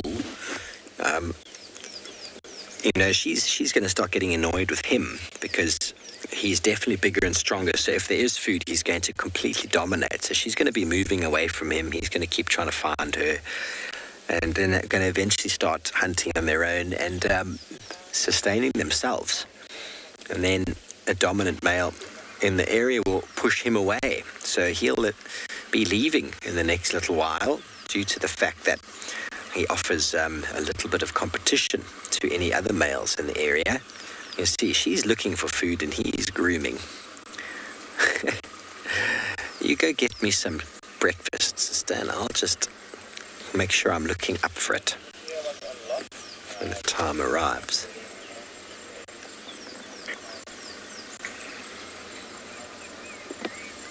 Now, the guys are saying this is Sabui with the cub. But I don't think it is. It looks like it's two cubs to me. Sabui is a big cat.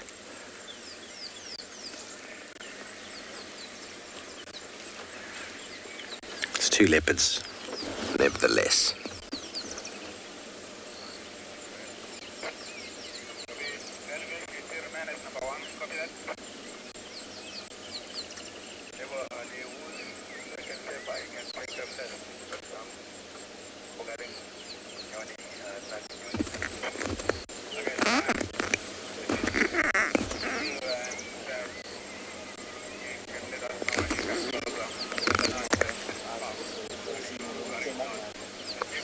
Anybody tell me if that is Sabui or her cub? I'm pretty sure that that's her cub, but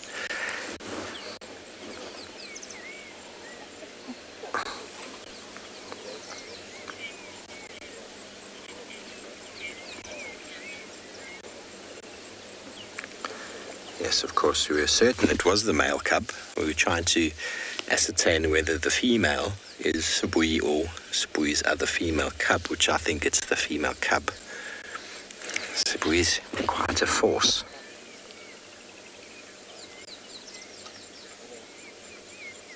Yeah, I'm pretty sure. It's very cute. Now they're both going to go through bouts of grooming. Okay, thanks, James. James confirming it is both cubs, so that's good to know.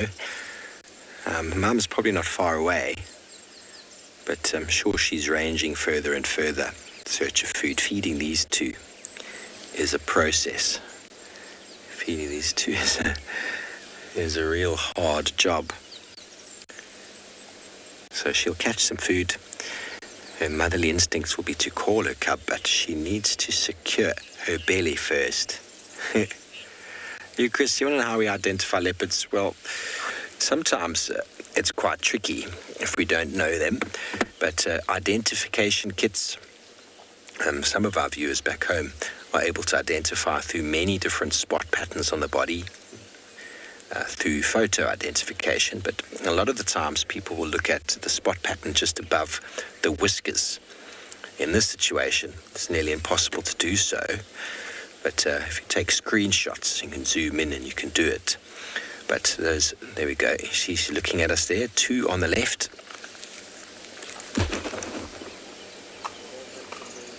And two on the right. So you'd call her a 2-2.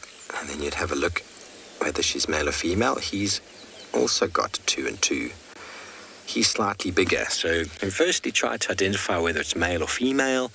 That's very helpful because obviously spot patterns can be very similar. But area specific is a really, really important sort of element. And quite often when we spend time with them for a long time, you start to pick up on general sort of facial expressions. Like, I don't even think I know Tlalamba or Tandi's spot patterns off by heart, or Tingana's or Hukumuri, but I've learned to just recognize their faces. They've got quite characteristic faces, just like when you see your friend. Maybe you've got 5 friends, you can look at them and immediately you know who they are. We get used to it, don't we? We get used to it, so it becomes like that. Tristan's incredible at identifying leopards. He just needs a glimpse. And he knows, he's seen so many of them. When you first see a leopard, you think it looks just like all other leopards. But as you start to get used to them, as you start taking photos of them and editing those photos, I think you get a little bit more of a handle on those sort of idiosyncrasies that define them from others. Like Shadulu is a very easy female to identify. Tandi as well. But then we have many landowners that return to Djuma and Torchwood and Buvusuk, and it takes time. It takes time. I mean, it's very difficult when you're not seeing these animals all the time to identify who they are. Even myself there, I was going purely by size and by sort of the coloration of the fur. Because the female there, she's not fully grown, and you see how much smaller she is than the male, where he's sort of equivalent to Sibui in size.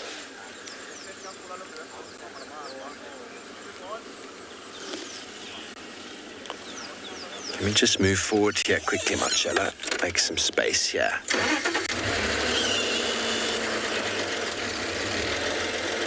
Oh, Michael, they remind you of Hosana and Shongile at this age.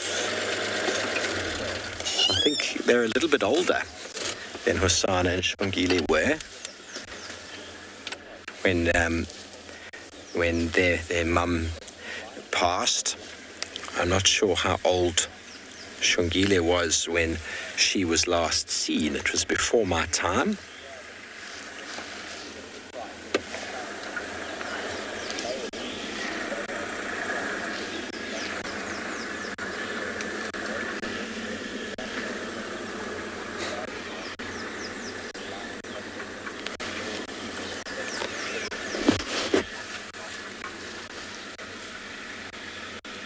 Brother and sister, they love each other now. We'll see how long that love lasts. She's alert and hungry, and he's just taking it easy because he's got two females looking after him. His mum's going to provide food, of course, and well, when the food comes, he knows he's going to get the best bits of it against his sister.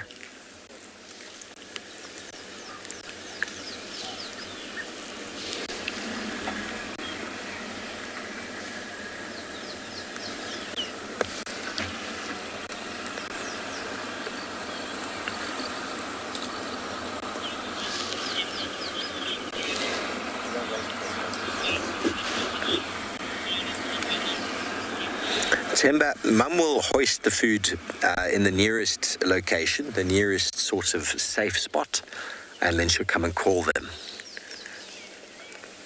It's possible the small animal, like a scrub hare, whatever, when the cubs are young, she might bring towards them, but generally they hoist. That's the safest thing to do, because moving around with a prey animal is potentially dangerous for the adult. Other predators will try and steal it from her. But once it's up a tree, the only threat really is that of another leopard.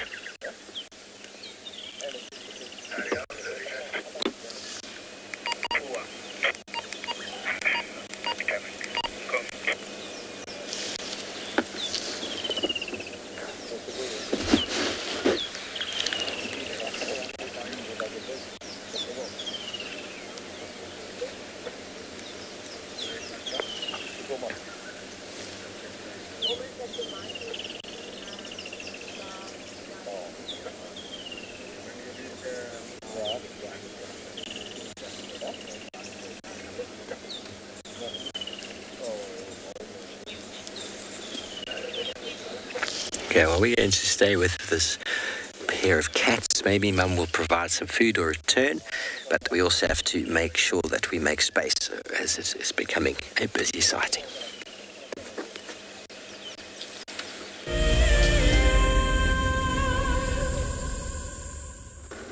Well, that will be nice if Mum comes back. Be happy for Steve if he gets all three of them together. I know it's been a while since he's seen all three of them. I know it's been a while since he's actually seen the two of them together, so nice for him to have them this morning. It's always good when you revel in your colleagues' success. We haven't had too much luck since you last saw us. We had tracks for what must be dark main, Mavoka moving down Triple M. They went into Arethusa, Simamili cut line, so I'm pretty sure his general mode of direction was southwards, and so that would indicate that he's heading towards Arethusa. I'm trying to get an update from the guys that side, but I haven't been able to get hold of anyone, so I suspect that he's there in that general vicinity. He's been making more and more kind of moves down towards Arethusa, which is interesting because he's always been happy just to stay up here.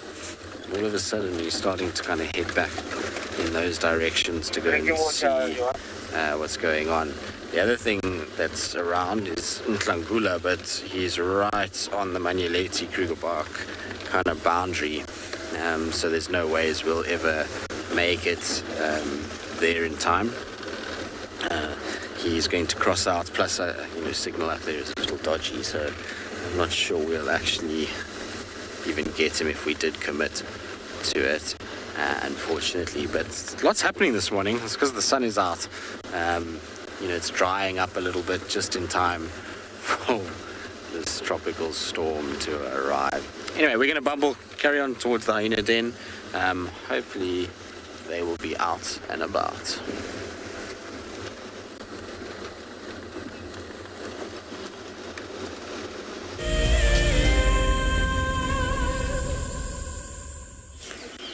Welcome back, everybody. We are still with our two cubs, or sub-adults now you could call them. They could both survive quite easily if left to their own devices. And well, sister's being a very, very good partner right now. She's cleaning right inside the ears. He's going to miss the attention when they split up. Must be quite a hard thing for these solitary cats, going through so much attention and affection and love in the early stages, and then as soon as he becomes a male, or he is already a male, but as soon as he becomes a bit older and he's not dominant, nobody wants anything to do with him.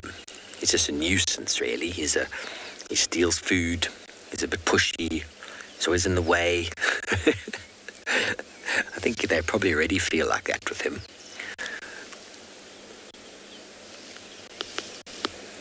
Poor Langa.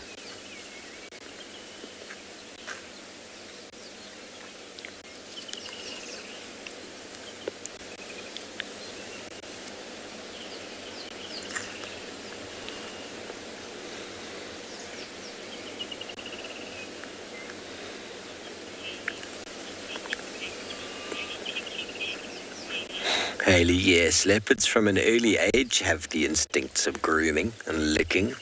As with all cats, it's that instinctive innate learning that they're sort of born with, that ability to start licking.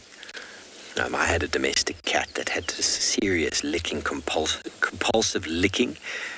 It used to lick me and lick anything that came nearby with its eyes closed. It just was this like autopilot licking machine. You'd even try to hold its head back and it would stop for a moment. You let it go straight back into licking. So it's an interesting sort of behavior. I don't think it's one that they really think too much about.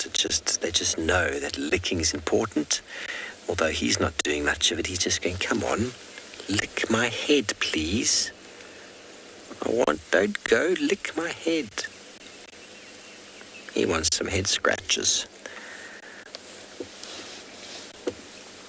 And she's basically saying, okay, we've let the impala relax now. They've forgotten that we're here. Let's go and have another look. And he's going, go ahead, sister. I'll just be over here. You know I'm always a nuisance and in the way anyway.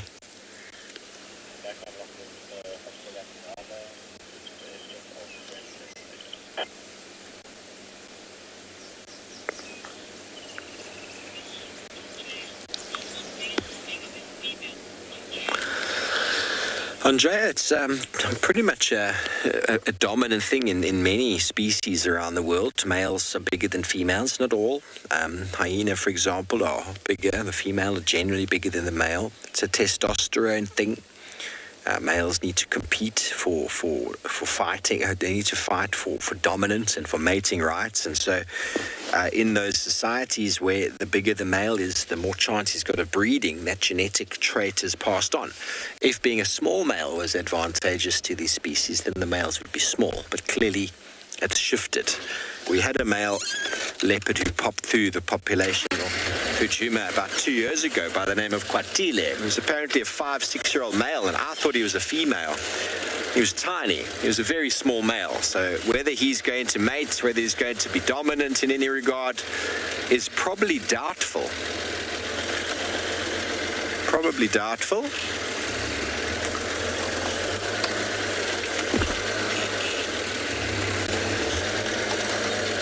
In most animal societies, the sword is mightier than the pen. Even in human society for a very long time, that was the case. Tell me when you're happy. Just like that. Hello, guys and girls. He's so beautiful. Aren't they pretty? You'll see them now. They're very pretty. Got both of them now in the open. There he is. Already you can see he's forming the thick neck. See how the chin and the neck sort of join. Whereas if we have a look at the female, you'll notice how she's got a very delicate neck. Sort of very dainty neck, and the chin is very, very well differentiated from the neck. And as the male gets bigger, that sort of differentiation becomes even harder to see, the neck and the chin. And so it should be easy to tell males versus females. The track as well, due to the fact that the male is bigger, as with lions, the front tracks are bigger because the head and neck region is bigger. It's all about the supporting the weight. Same with elephants. Elephants have got much bigger front feet than females do. Kudu as well, eland, buffalo. It's all in balance. If you didn't have feet big enough to sustain the weight, it would be quite a burden on the body. Even in humans, most guys that I know have got bigger feet than females. Why are you laughing, Marcel? You don't meet many girls with a size 13 or 12 foot. South African size. I think it's a UK size.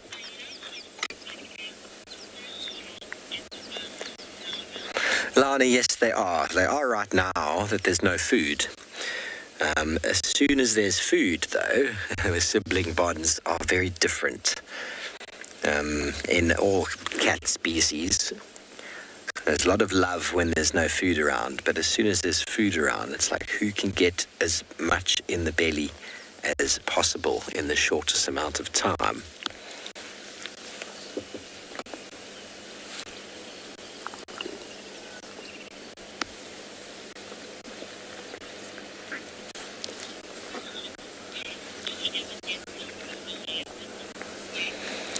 Greg, I've never seen an albino leopard. I think there are records of them, but albinos in nature with regards to many animal species, they do struggle with the temperature, with heat, because albino is essentially an animal or a species without any pigment. So the lack of pigment means that they're very, very susceptible to the sun and to heat. And so they don't do very well. I can't say I've ever seen one. There was records of an albino elephant, but they don't often survive very long. But then I'm no expert in that regard. Marcello with the facts. Your knowledge of albino leopards? No. I've never heard of one. No. I haven't heard... what, sorry? You do get the strawberry leopards. Strawberry leopards. They still have pigment, yeah. So there's a difference between like the white lion and an albino. White lion is just a recessive gene. They've still got pigment. It's just a coloration. We talk about it every now and again, that in a dark-haired family, every now and again, a red-headed child appears. It's all about genetics and how the genetics are dominant. And that is a very long discussion.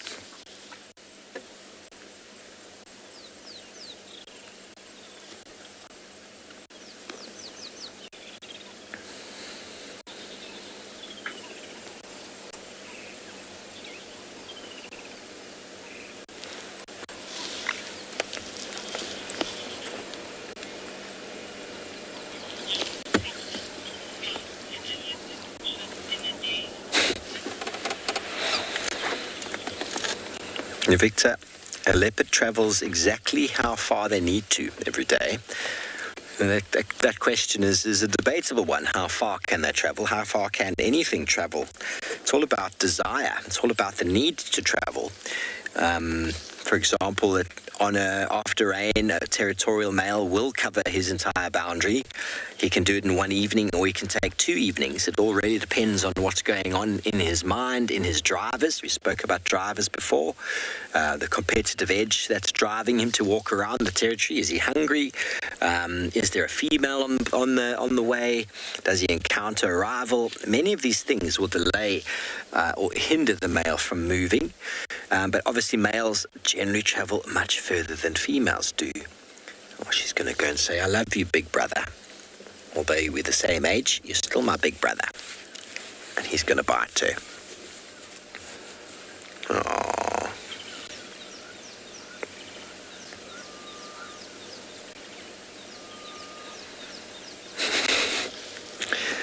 You see how they play, and they go onto their back, and they show their tummy. Many different sort of elements there in the real deal. You can see the size difference quite noticeably. The neck region, you see how delicate the neck is versus the one on the right versus the left. It's very noticeable, isn't it? And they're not even fully grown, so you can imagine when they're fully grown, the size difference will be remarkable.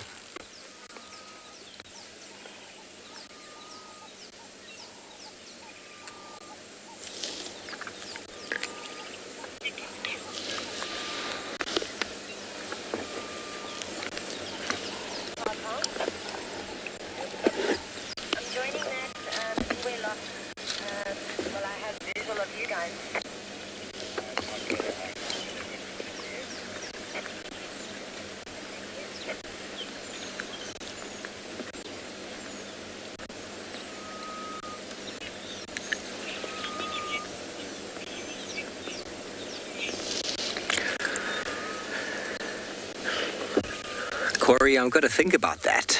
How many leopard subspecies? So we have the Pantherapardus, which is the African leopard, and then we have the Indian leopard, which is a subspecies.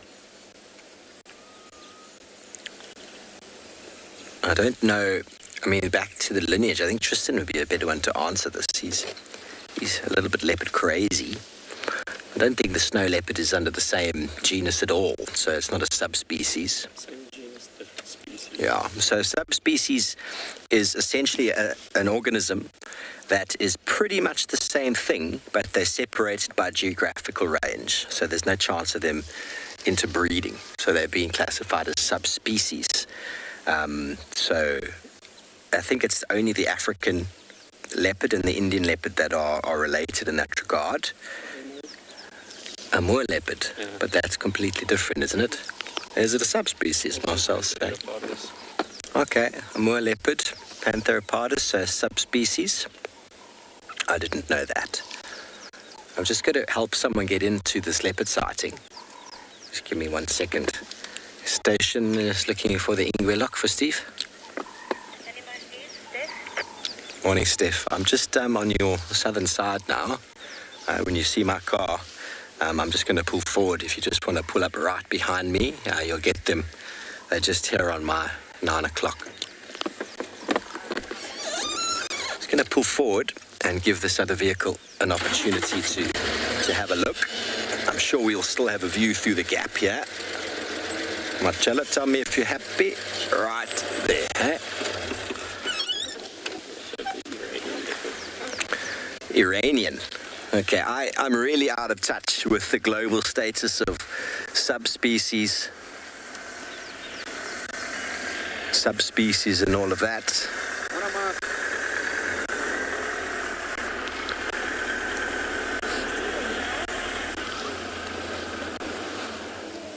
But like I said, Tristan would probably be the best one. Be the best one to answer those for you.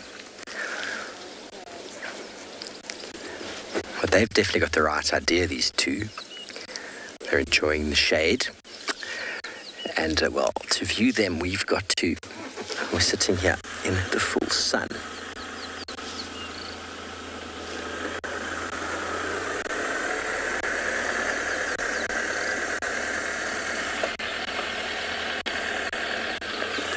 Okay, well, sounds like Tristan has found some activity at a watering hole. Let's go see what he's got.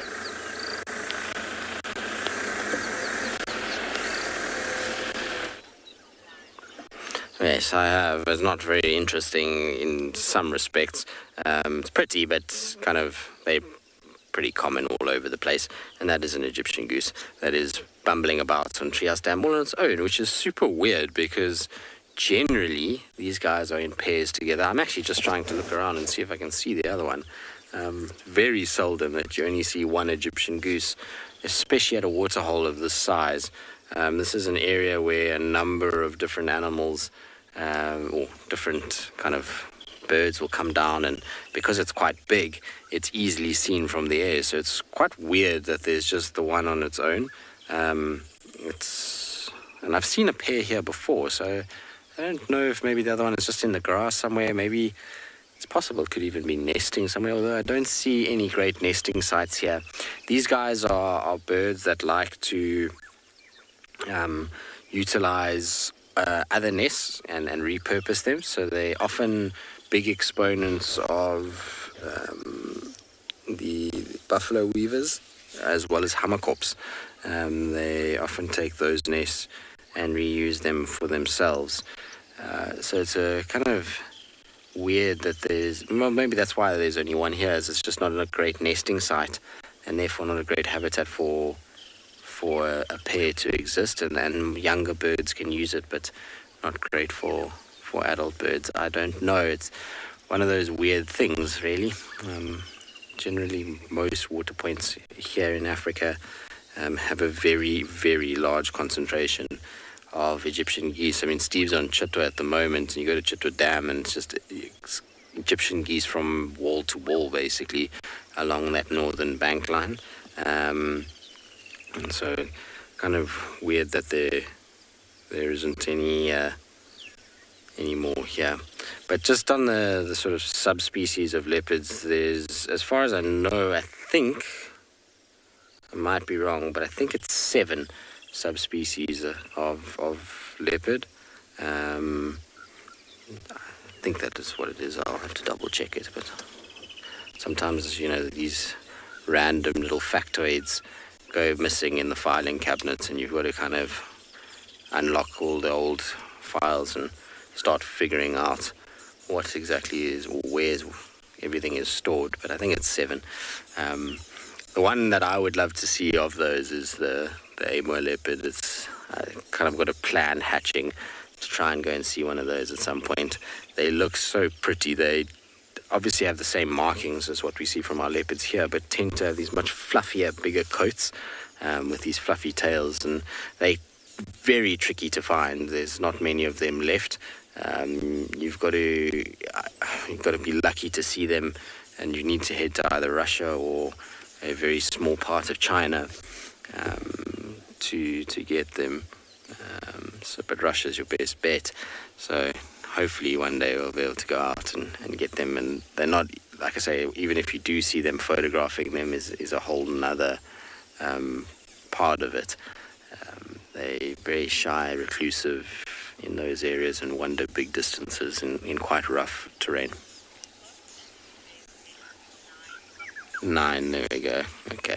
I can't remember if it was 7 or 9. But what did I say to you? 9 in the beginning, eh? I said I think it might have been 9 or 7, I can't remember. But there we go, 9. Perfect. So they're all the same scientific name, it's just as subspecies work, it goes down. And the ones that, like I said, that most people will know of are the Amurs. Then there's the Indo-Chinese, there's all kinds of them, there's a whole bunch of them that are out and about. I wonder, actually, talking about subspecies of leopards, I wonder if the Cape leopard is ever going to receive a subspecies of the kind of leopards we see in South Africa. So here we have leopards up in this northeastern part of South Africa, and then they kind of spread all the way through down central to the coastlines. And then there's the Cape leopard population, which is typically a lot smaller in stature than what you see from the leopards up here. We've spoken about it many times before, but those leopards that live in those little mountainous areas of the Cape, the females can be as small as 15 kilograms as an adult female, which is very, very little. She's tiny then, and almost the same weight as a caracal. Whereas, up here, our females can be as much as 50. So it's a very big difference between them. So I wonder if they're not going to start categorizing them as a subspecies. Also considering they have a very, very, very typical, unique habitats in the Overberg Mountains and Cedarburg Mountains. It's possible. I don't know.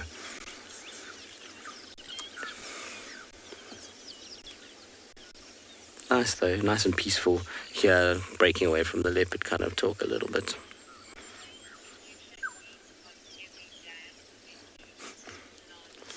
No, yeah, pretty much. Just trying to think.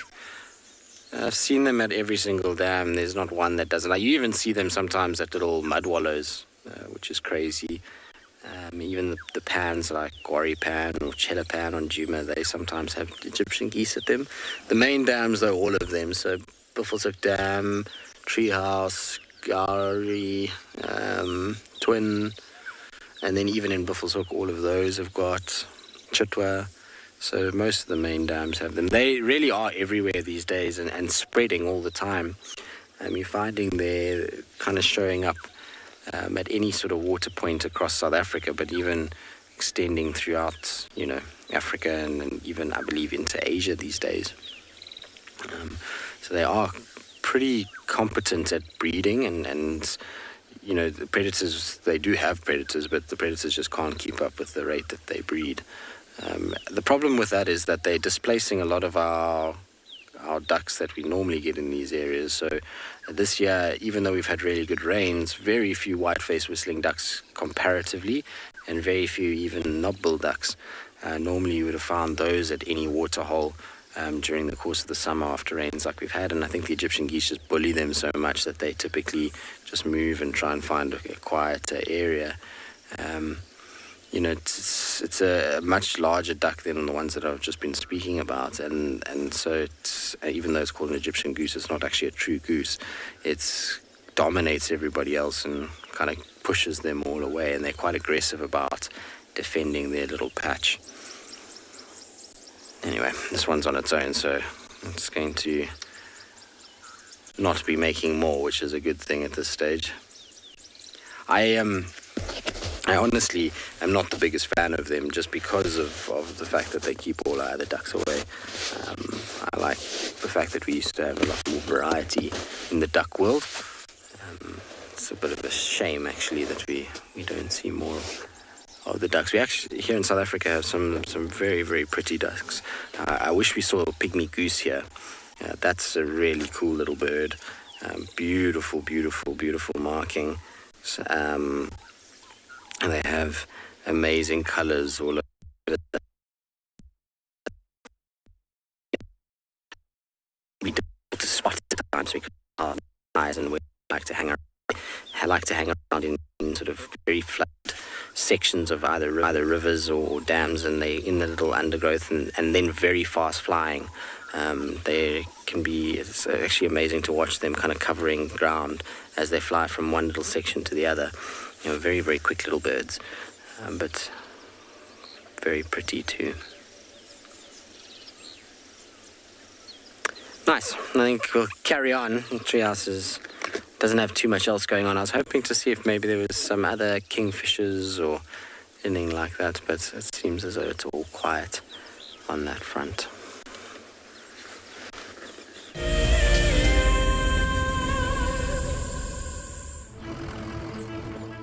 My name is Taylor McCurdy, and I work for Eco Training.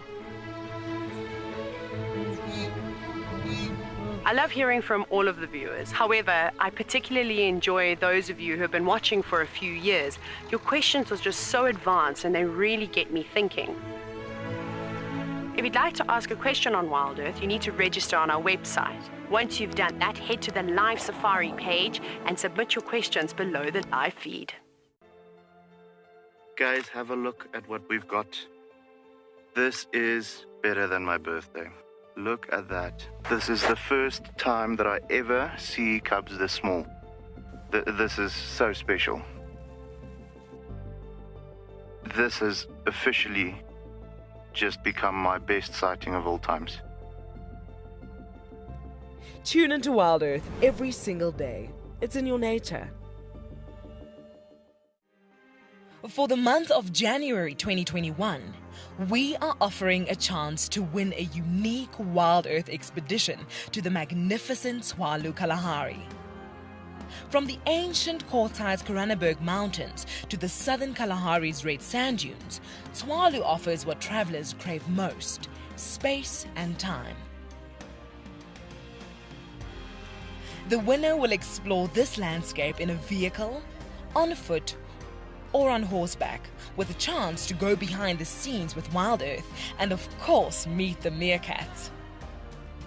The prize includes a 3-night stay for you and a friend at the luxury Motse Lodge, including flights from either Johannesburg or Cape Town. Open to all WildEarth explorers who have signed up before the end of January 2021. Terms and conditions apply.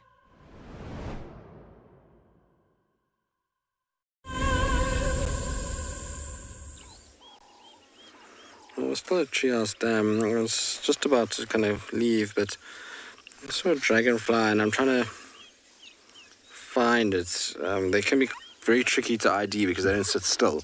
But I saw one kind of coming past. It had very pretty little markings on it of blacks and yellows, which I know is not exactly narrowing it down because many of the female dragonflies are marked with black and yellow. But it had a very kind of specific pattern, and I just haven't found it yet. And quite an interesting shape. So it's going to be, like I say, without actually finding them, it can be pretty tricky. I don't know, there's just too many that are black and yellow to actually ID it without being able to see it.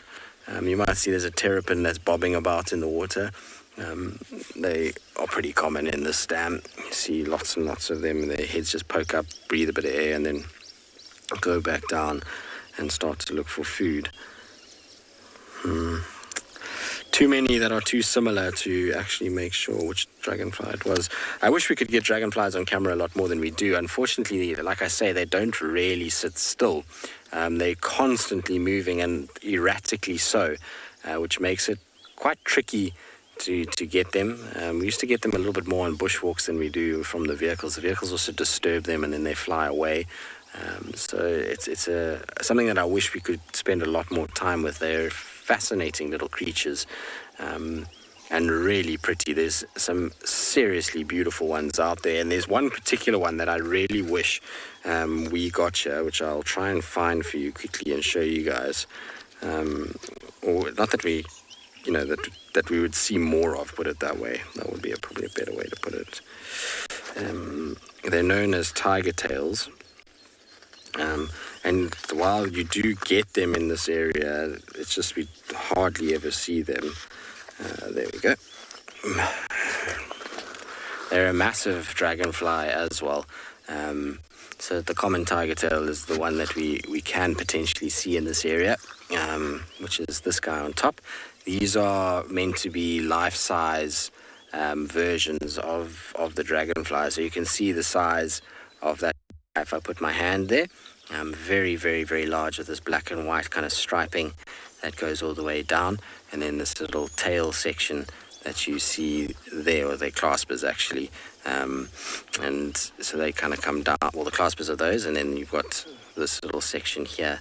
That's like a little growth on the edge. They're very, very pretty little dragonflies. And what this book doesn't do justice is the vividness of the color when you see them out. They have this beautiful bright yellow and then this green that kind of comes along. If you actually look at this picture over here, you'll see there's this kind of green section around the wings, and then the bright sapphire blue eye.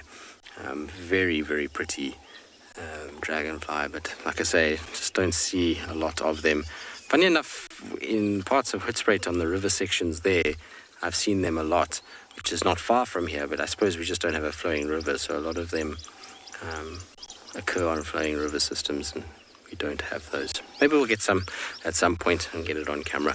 Anyway, let's bumble from here. Let's go and see what else we can find. Hopefully there'll be something in the area.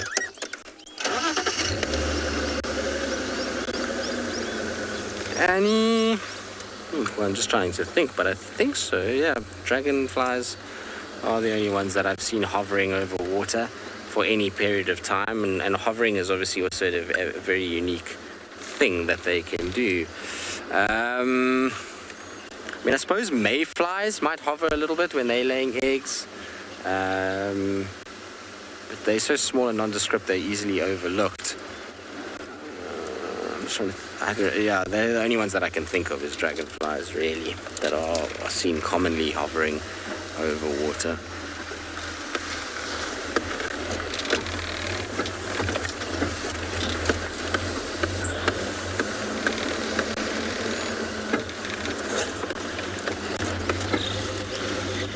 Here now there's a woodland kingfisher there at the dam. Obviously now that we've left, it's come up.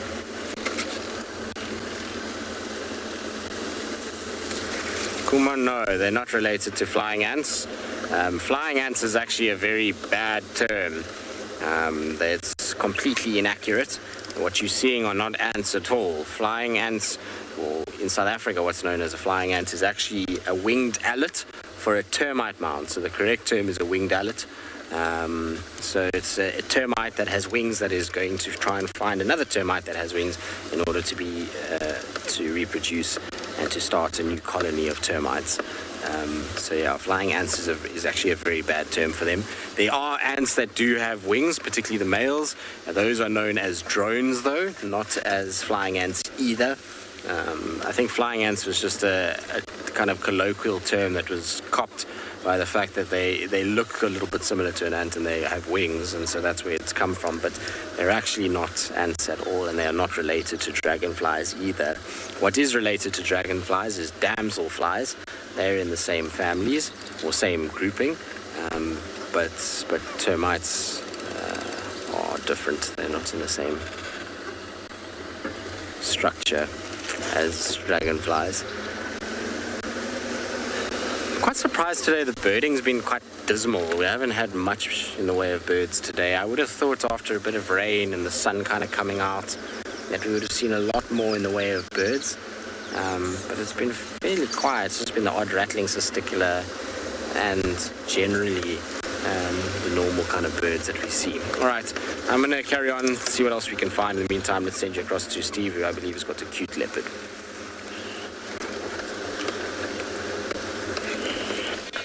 Thanks, Tristan. Well, it definitely has been quiet for birds the last couple of days. Not quite sure why, but we've been trying to get better positions for these leopards, but they've moved a couple of times. We just missed Langa playing with a stick. So I'm going to come out in front of us over here. Oh, are they chasing each other? There she is out in the open. Don't think she's going to be in the open for very long. The sun is getting quite harsh.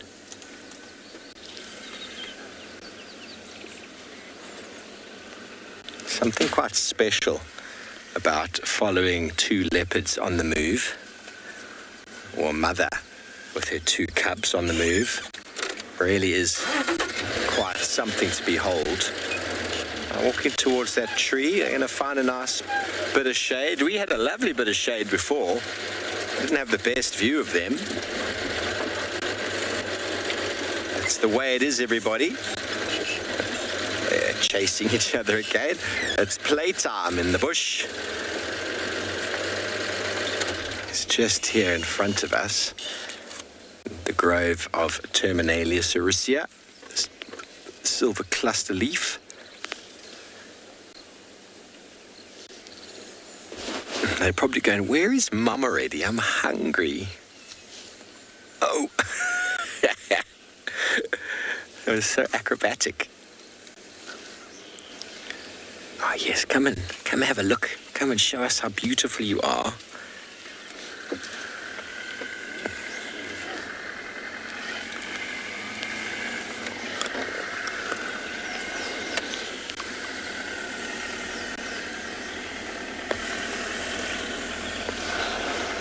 Just gone up the tree. Did you see that? One's gone up the tree. One's at the bottom of the tree.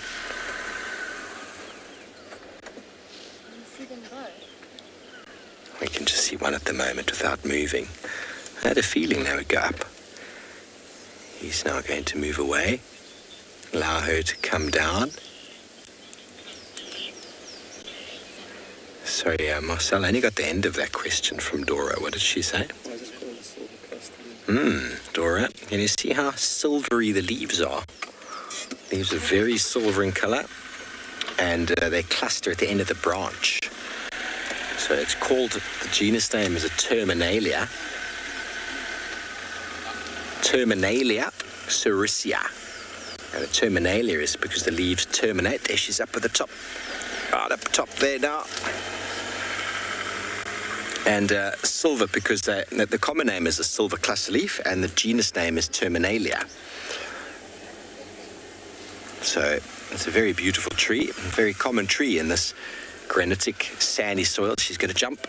Are you ready? 3, 2, and go. She's not going to jump.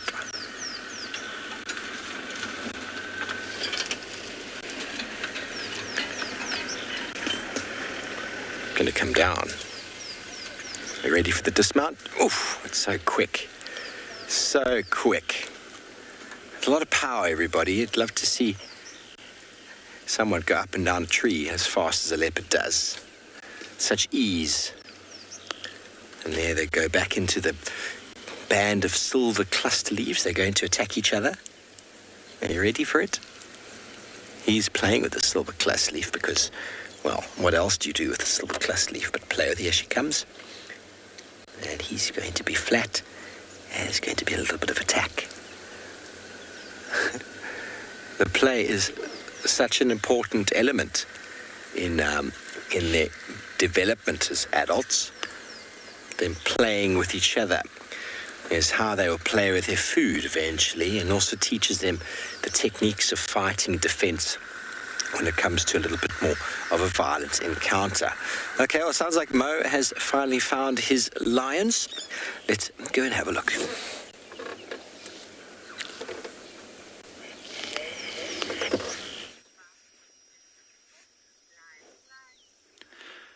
Okay, guys, so yeah, we have finally found what we were looking for. I actually almost got eaten this morning.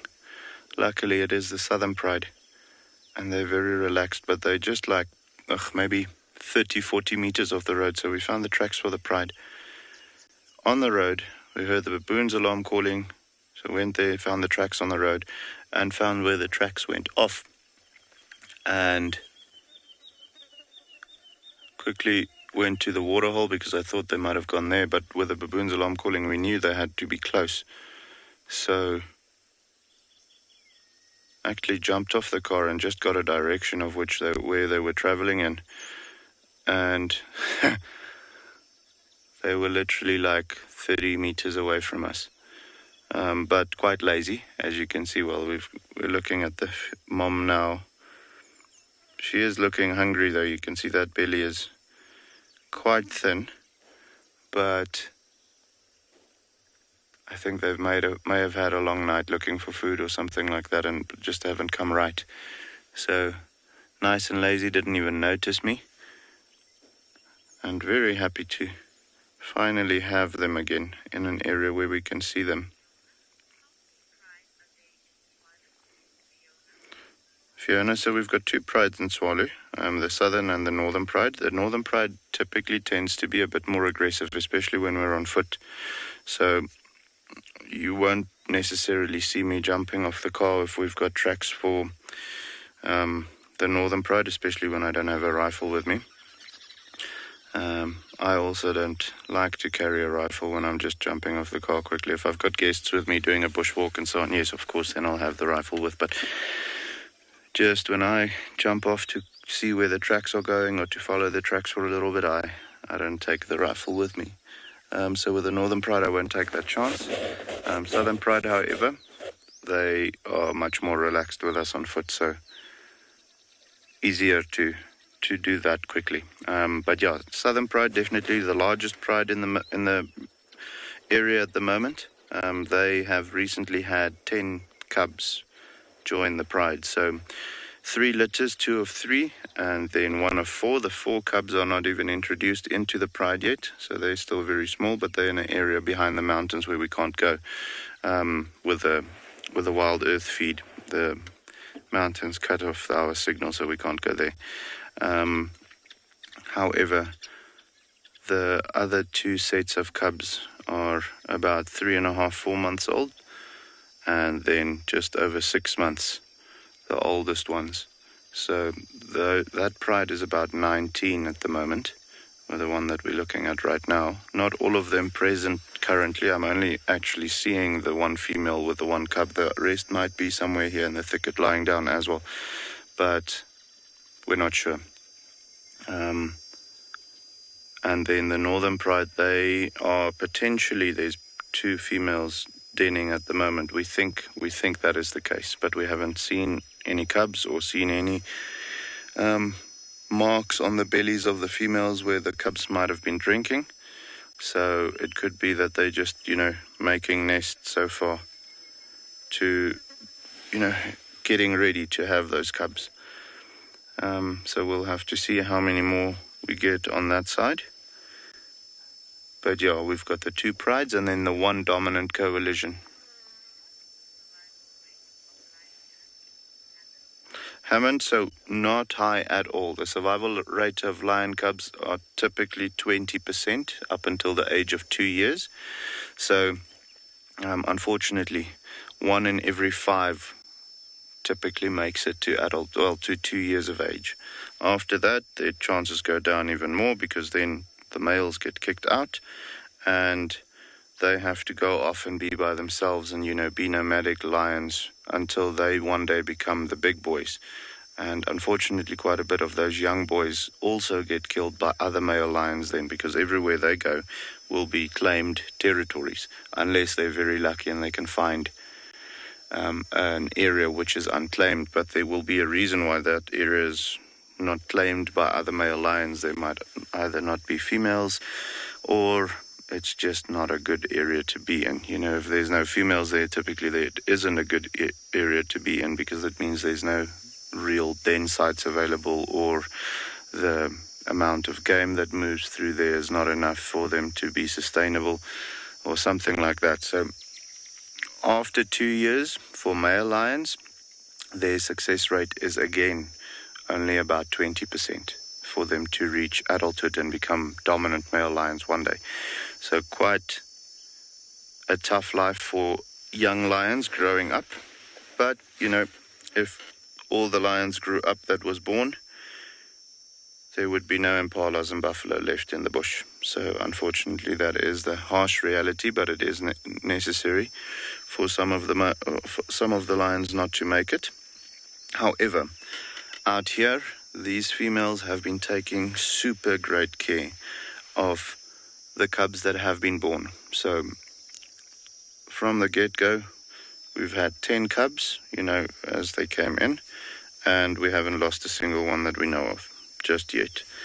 So hopefully that will continue like that, and we'll have 10 new young lions soon. That can help the pride to start hunting and all of those things as well. There is quite a few males in the litters, so I think there were, if I'm not mistaken, there's about, with those 4 we don't know yet because they're still too young for us to even see obvious parts. They're still flopping around in the bushes, their mother keeping them quite well hidden. But with the other 6, if I'm not mistaken, out of the 6, there's 4 males and 2 females, or 3 males and 3 females. I'm not quite sure.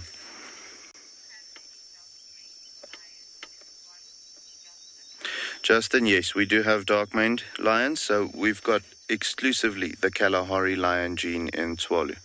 So with that being the case, all of our male lions, as soon as they start maturing and their mane gets really big, they will go black-maned, not even dark-maned. So quite impressive. They're also much larger than what you'd find in Kruger. So with that being the case, all of our male lions that grow up and become dominant boys will be black-maned male lions. The dominant coalition currently is 3 very large males, and all 3 of them very dark around the main area, or black around the main area. That's the nice thing about, having the Kalahari gene. It's not a case of testosterone that will turn their mane darker or so, or dominance. It's genetically ingrained in their body that as soon as they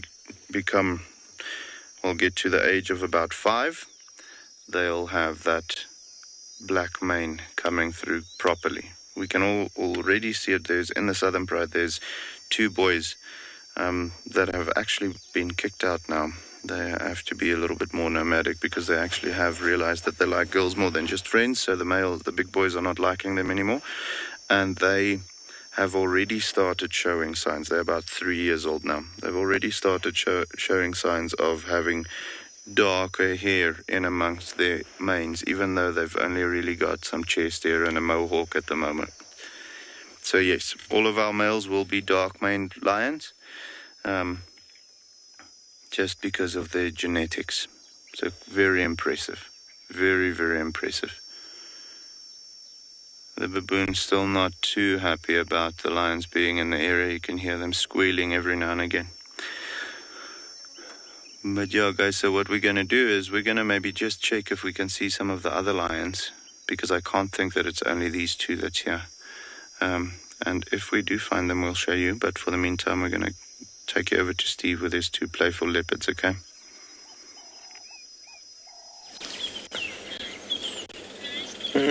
Well, thanks, Mo. We are indeed with a playful brother and sister. He's starting to get a little bit rough. She's starting to get a bit annoyed. I don't know if you heard her hissing there. Hidden underneath the wonderful Terminalia sericea, the silver cluster leaf.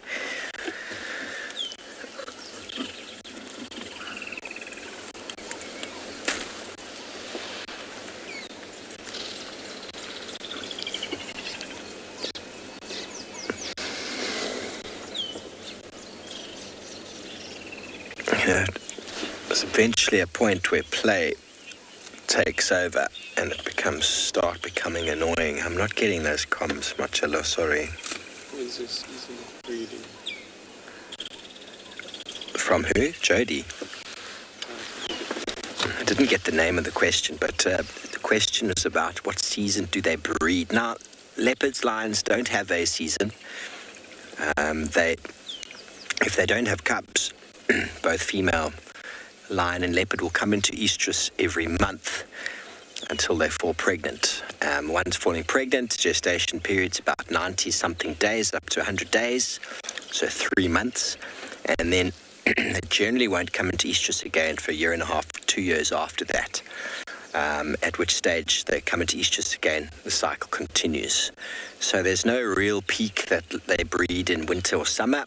It really can depend on the female and on the pride. But with lions, we often find lions breeding consecutively or at the same time. It's just sort of the way it works. It's actually quite beneficial for a pride of lions to have cubs at the same time because they communally suckle, the community look after them. And when you find cubs being born out of the same breeding cycle as the others in lions, that is, you often find them not being as successful. Not always, but often is the case. You saw the Sausage Tree Pride where that one cub was born and then we never saw it again. If more than one female lioness is lactating, they often will den nearby, and it means they don't go as far. But when a pride is on the move without cubs, they travel vast distances and they often leave the lioness with cubs on her own. And if she's not an experienced lioness, with cubs that is, then she often doesn't do very well with them. Now this little one is so cool to see. And we were with them just now and something moved and she moved off. And the other vehicle said that the female's a little bit skittish. I don't think she's skittish. I think when we first found these two after lockdown or during lockdown, the male was definitely more skittish than the female was. She wasn't. She was quite bulletproof. And he's calmed down a lot. I mean, they've been seen all the time since then. So the last, 8 months, 9 months, they've been seen practically every day. They get quite used to the vehicles. But in saying that, when they're on their own and mum's not around, and maybe you bump a branch, they jump into that because there are lions around. And safety, you can never be too safe. If a branch moves and it makes you jump, it's a good thing because it means that you're going to lurch off to safety. It happens to just be a branch being moved by a vehicle or by whatever it might be. Well, at least you're in a safe place and you reacted.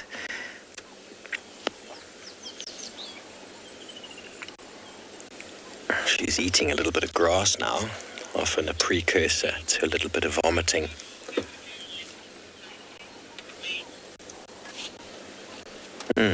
Wayne wants to know my most memorable leopard sighting. It's a good question, Wayne. It's a very good question. I've really got to think, because since I've been here, there's been so many. There have been so many. I'm really going to have to rack my brains for what is the most memorable, but it often has to do with cubs, finding cubs. Tlalamba, trying to take a kill up the tree. I'm really trying to think. There's so many that have emerged in my head at the moment. I'm just trying to think of one that really stands out.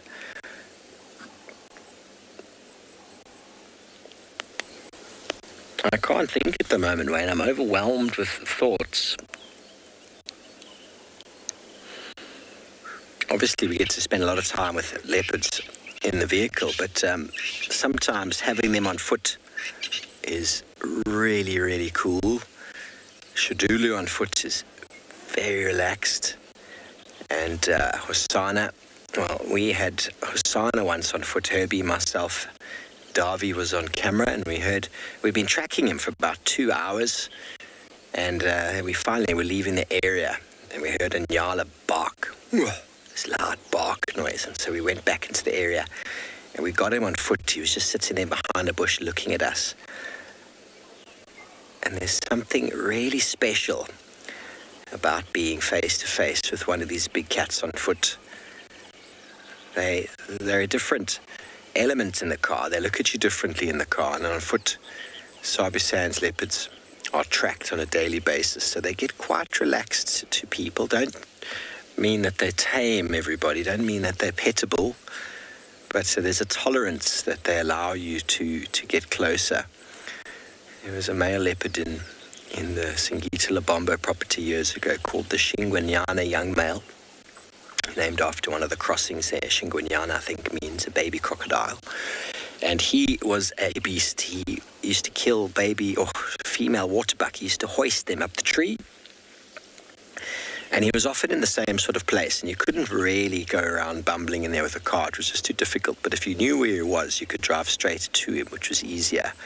So we'd often go in to try to find him. And my tracker at the time, Clement Koza, who's now a guide, we would walk in there, and we had very good communication. So we'd walk in, and the key with leopard on foot is to not really look at them directly in the eye. Kind of look at them out the peripheral vision of your eye, see them, and we'd often see him looking at us. We'd just click our fingers and we'd walk out, and we'd come back in, and he'd be like, okay, didn't even see me, because they're camouflage. They believe they're invisible, you see. So it's quite easy to pretend you didn't see them. They're just wonderful animals, aren't they?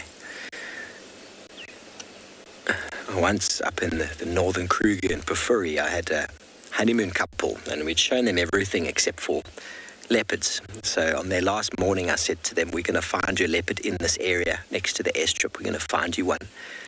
And about 45 minutes into the walk, we were walking along this pathway, and this leopardess just jumped up onto a log 30 meters from us, right in front of us, jumped up on the log, looked at us. We stopped. We started sort of walking back a little bit, climbed down the log and walked off. That for me was probably quite one of my favorites, because I knew she was in the area, and we basically willed her to come and say hi. She didn't just reveal herself, or we didn't just see her. She actually physically jumped up onto a log in front of us and said, hello, over here. And then both of us moved off, and I think, excuse me, I think we ended that walk quite early, saying, okay, it's done. We've seen the leopard. Let's go have a coffee. You guys have had the best safari so far. It's time. There's nothing else for you to see. And that was quite special.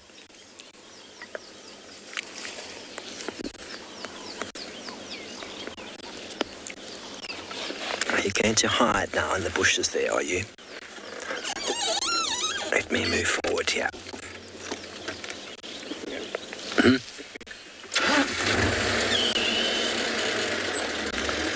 out of the shade we go, reluctantly. There's one leopard there and one leopard here.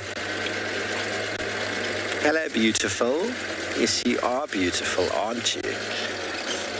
Look how contrasting I am in the green grass.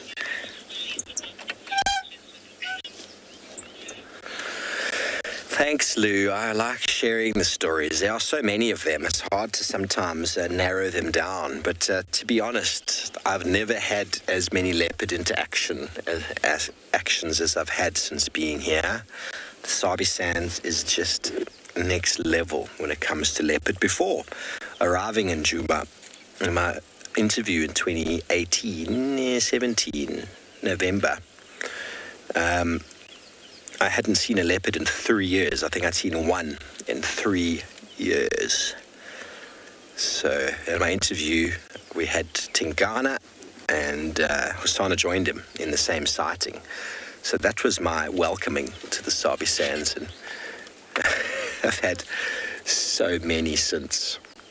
I think I worked out just before going away in October that I've seen 27 different leopards in this area, and I saw one on the dam wall a couple mornings ago, which I'm pretty sure is one I haven't seen before. So it's 28 different leopards. Isn't that ridiculous? Now, we're not even going to ask Tristan how many he's seen, because it's probably in the triple figures. And that's in my time since I've been here. That's a lot of leopards. Includes these two, of course. I don't think I'd included Tundi's cub, in that I'd have to go through the list again. You should write down the list.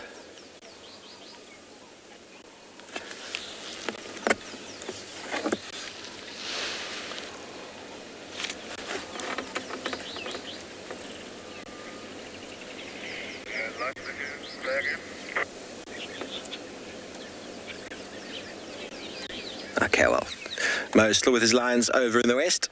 Let's go back over to him. Looking stable. There we go. All right, guys, so we've had interesting thing now. These lions are, I think, they're so hungry that when the baboons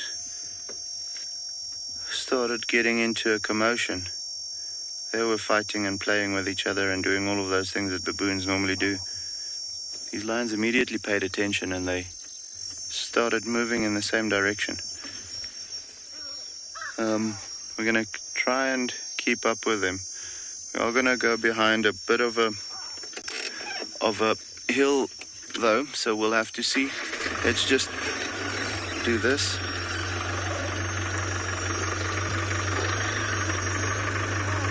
I see some kudus over there, so that might be what they're heading towards. We'll have a look now.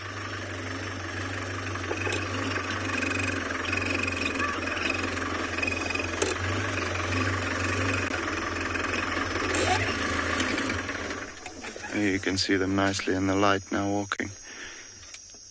Incredible how... Have a look at how long this grass is actually, guys. Now you can get a good idea of how beautiful the Kalahari is at the moment. Just long grass like crazy. And you can imagine how easy it is for the lions to stalk at the moment. But okay, stalking is one thing, making the kill is another. Still need to have the perfect conditions though. But yeah, they definitely... Yeah, I can hear the kudu also now alarm calling. I think they've seen the lions. But they definitely...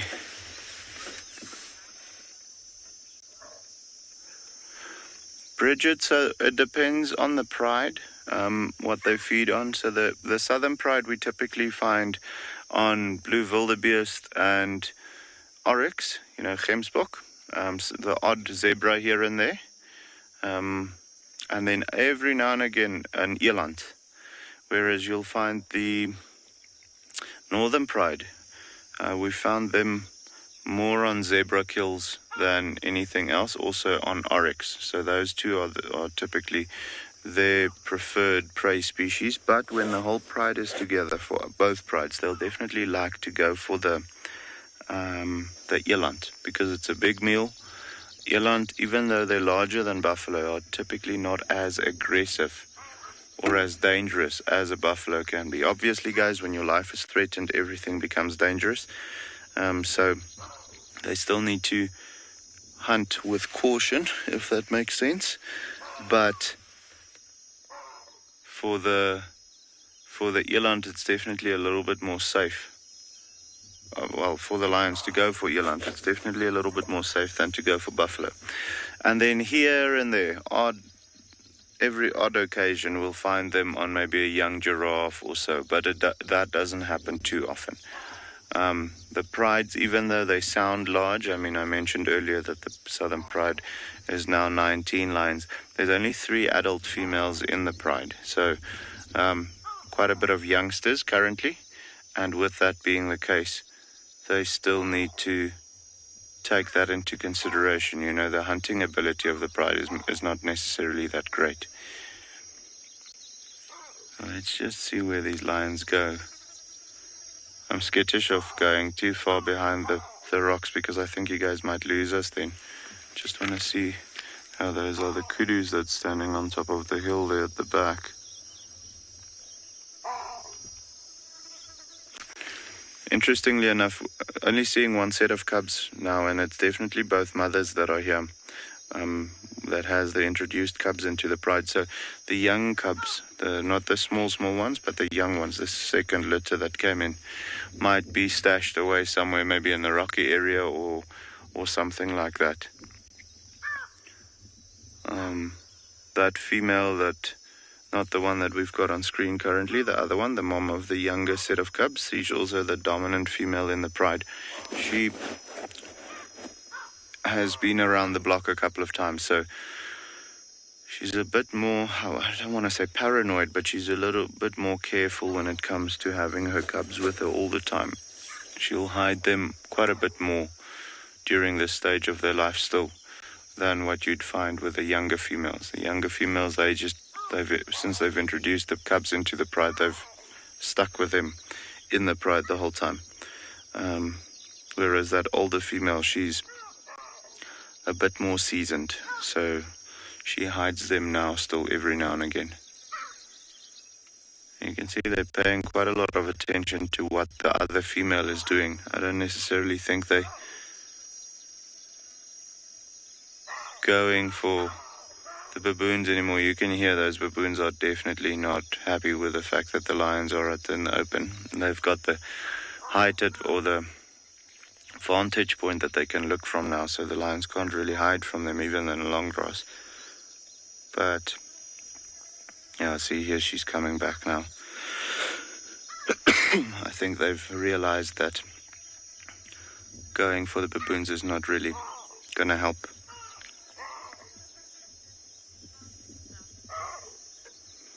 So yeah, guys, while we see what these guys are making their minds up about, we're going to send you over to Tristan with an elephant so far. Oh, for now, okay.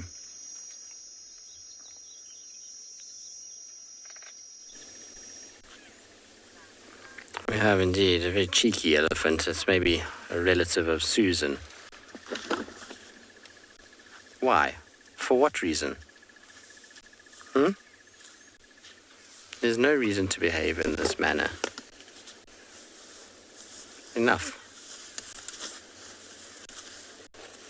Off you go. It's because her little one is messing around here and breaking branches and just being a youngster, and she's getting bent out of shape about the fact that he's there and we're here, and we're just kind of sitting still, because the problem is often when youngsters are like this and you start the car, they can end up running, and then it causes mom to get more aggressive, and so the best thing is just to sit tight.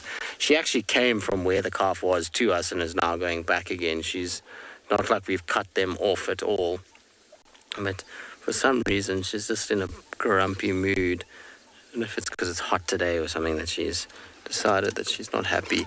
I'll roll back a little bit just to where there's a little gap here, but I'm not going to follow them too far.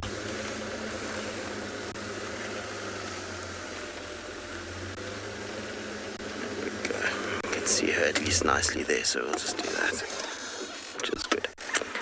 Now, I've been driving around Purumpo is probably sick and tired of me mentioning every subspecies of leopard I can think of, because I've been racking my brains as to what the other two have been, and I feel quite stupid when I actually eventually looked it up that I didn't remember which ones they were, because initially I had 7 in my head that I'd kind of thought of, which was Indo-Chinese, Amur, African, Sri Lankan, Indian, Persian. So those are the ones that I had initially, but I had forgotten about Arabian and North Chinese, which compromises the 9. So, like I say, I feel pretty stupid about that one. I should have remembered. I know Arabians pretty well because I was actually reading up about them the other day. But North Chinese, is not really many of them left, I'm afraid. A lot of those leopards that I've just spoken about, unfortunately, are not doing very well. The Indian, African, and Sri Lankan are probably the most stable, 3 out of that whole entire grouping that we've just spoken about.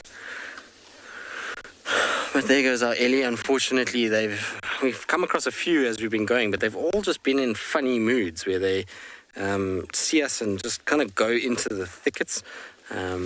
I don't know if maybe the arrival of so many bulls is just unsettling a lot of the cows and their calves. And it seems like this herd is very split because it's just these 2 here. But further down towards central, we had an audio of a whole bunch of them in the block. Then there was a young one by itself just walking around. So I don't know if maybe there's a bull in amongst all of them at the moment that's causing a little bit of unhappiness with them, but I'm not going to follow through thickets yet. You can see when she was on the road there, that shaking of the head and her head raised, that's her telling us that's close enough, you don't need to come any further. I'm kind of telling you that this is where I'd want you to stop. And if you start to ignore those signs and you start to follow Ellie's, that's when you're going to start getting yourself into trouble. Kylie, you're asking why she's behaving like a male that's in mass, or sweating like a male that's in mass, should I say, sorry. She's not. She's leaking from her temporal gland, which is common of all elephants. It's not just males or females that do that. Just males that do it. Females do it too. They have a gland that sits on the side, and it's often an indication of emotion, whether that be joy, stress, unhappiness, anger. It kind of will leak for all of those.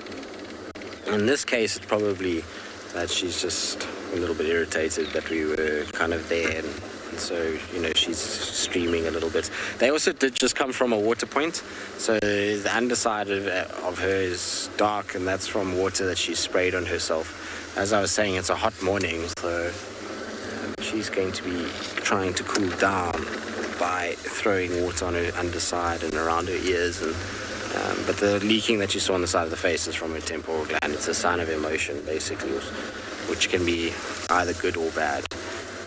In this case, like I said, I think she just was warning us a little bit, and that's why it doesn't make sense to follow her. All we're going to do is just make her more irritated, and that's going to lead to her eventually losing the plot, which you don't want. All right, talking about things that are moving and not staying put, sounds like Steve's leopards are up and moving, so let's send you across to him.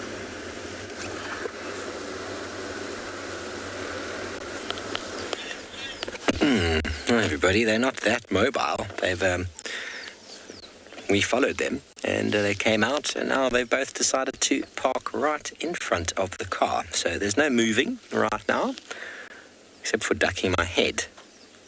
They're moving. They can't start the car now. And this one had a poo already. Is she going to smell her own poo? No, she's going to pretend she didn't even see it. There it is at her feet. Langa walked up. Oh, she's going to smell it. Oh, no. Oh. Yes, that was you, darling. Yes, Oh, she nearly tried to bury it. Did you see? Tlalamba. That was one of the coolest things I think I saw, was when Tlalamba, Tingana had stolen Tlalamba's kill up a tree. And then he deposited a giant steaming poo on the floor. And she went and sniffed it, looked repulsed, and then buried it. Oh, isn't this wonderful?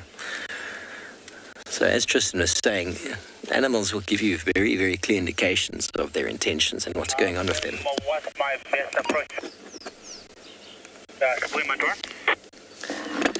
Just from the airstrip, the road that, I think it's the Net's boundary, that road that goes straight from the bottom of the airstrip. I can see the BB site from here, so you should be able to see us shortly.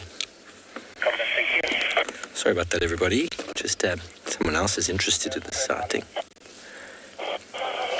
So animals will tell you exactly what's going on with them. If they're not relaxed, you will know. These two are more interested right now than skittish or behaving. They're just like, oh, hello, what's going on with you guys? We're right. I can't start the car because they're too close. They will, the noise of the car will probably cause them to react. So because they're so close, so we'll just have to sit and wait. And the only problem with that is that Marcel and I found ourselves in the baking hot sun. Yes, this is us right here.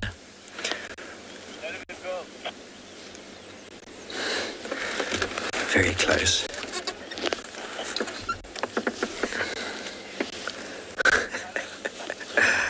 There's no getting around it, everybody. They are right in front of the car. What can you do? My office. Hello, beautiful.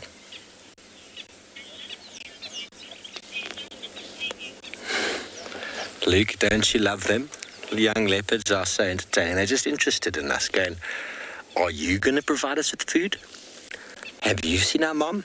I know you guys always seem to find her. Can you find her for us now?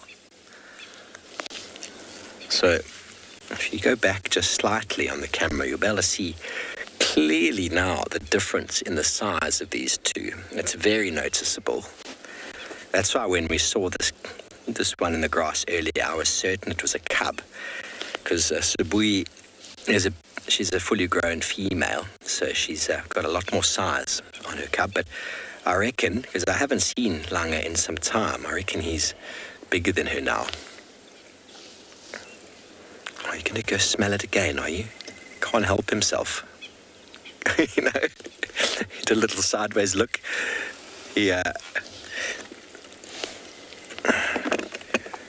Just updating. Yeah, I'll keep coming along there. One's mobile on the road towards you now. Now they're going off the road. Yeah, they might go off the road, so come forward. Okay, so they've been in the road beautifully for us this whole time. Now this vehicle arrives and they go into the thickets. Isn't that the way it works, eh? That's the way it works, everybody. Okay, well, we're going to try and find a better view for you, and maybe even get ourselves in a little bit of shade.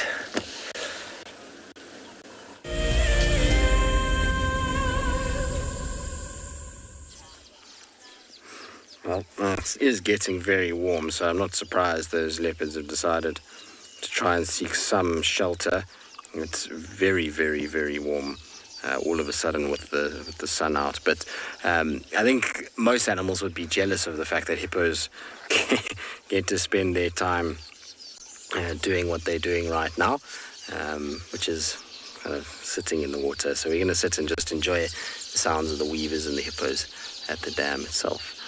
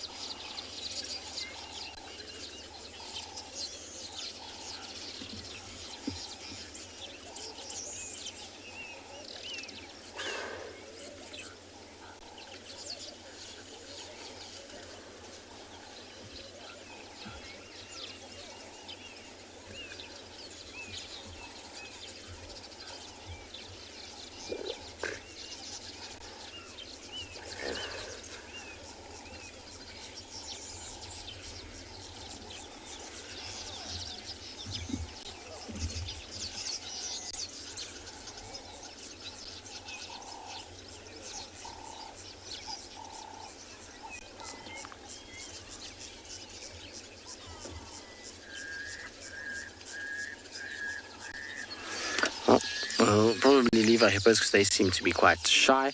Hopefully there'll be something else around the corner.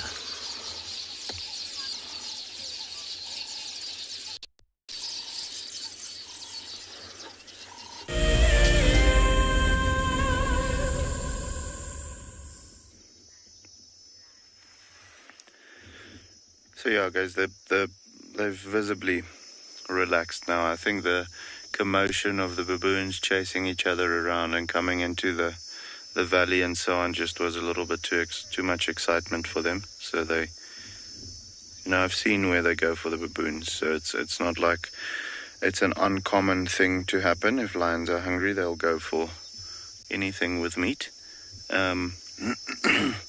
But now that the baboons have moved up the hill again and knows about them and so on, they've decided they're going to do the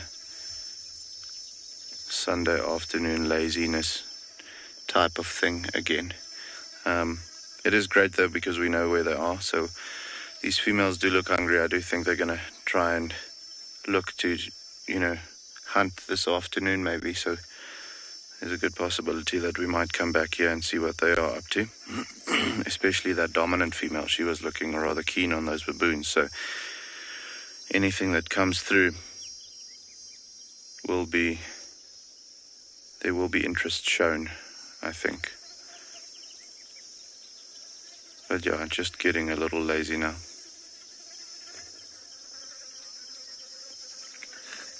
Chris, no, so the cubs are not old enough yet to join in the hunts. They'll only start joining from about 18 months. At that point, they mess up more hunts than they do anything else because they're in that learning period. At the moment, the closest to hunting they get is playing with themselves, playing with one another, stalking each other, play fighting, doing all of those things, all of the necessary exercises to one day become these, killing machines that their mothers are at the moment. So at the moment, they're much too young still. Not only don't they have the coordination or the skill to take down something, that's also just way too dangerous for them. You can imagine, let's say if you had to be a lion and you were in human years about, let's say, 10 to 12 years old and you had to go off and make a kill of your own, that would just not work. It's just too dangerous. You'd get injuries and all of those things. So the cubs are at the moment just enjoying life, drinking milk every now and again. These ones not so much anymore. I think they've been weaned. The smaller ones definitely still. But just enjoying having a meal every now and again and the protection of the pride. It's very important for them now to keep growing up. And then at around 18 months, they'll start joining. But only from about 2.5 years, you'll find them really being a helping factor when it comes to the hunt. Then they've had enough miss hunts to realize what they should and should not be doing. But at the moment, just still being baby. You can hear one of the females, I think it is the older one, which is not necessarily happy about the cubs playing with her whiskers and her tail at the moment.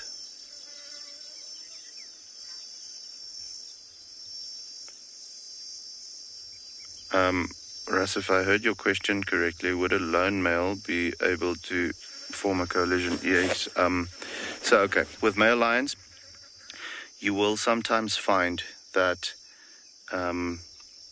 if they are single boys that get kicked out of a pride, at that point, let's say they were in a litter of 3 or 4, all the others were female and he gets kicked out, he'll either continue being by himself, which will be a tough life, or we have seen where young boys, even if they're not related to one another, join up in coalitions after a while, if they find one another or so, and stick together like that. The bond will never be the same as what brothers or half-brothers or so will have with one another.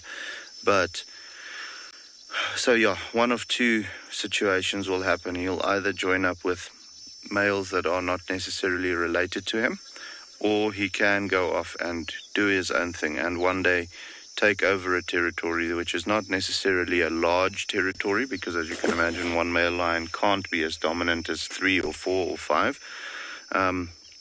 So you'll find that they have maybe one pride of females that they roam over. They'll also not be able to keep the territory for as long as a large coalition will be doing.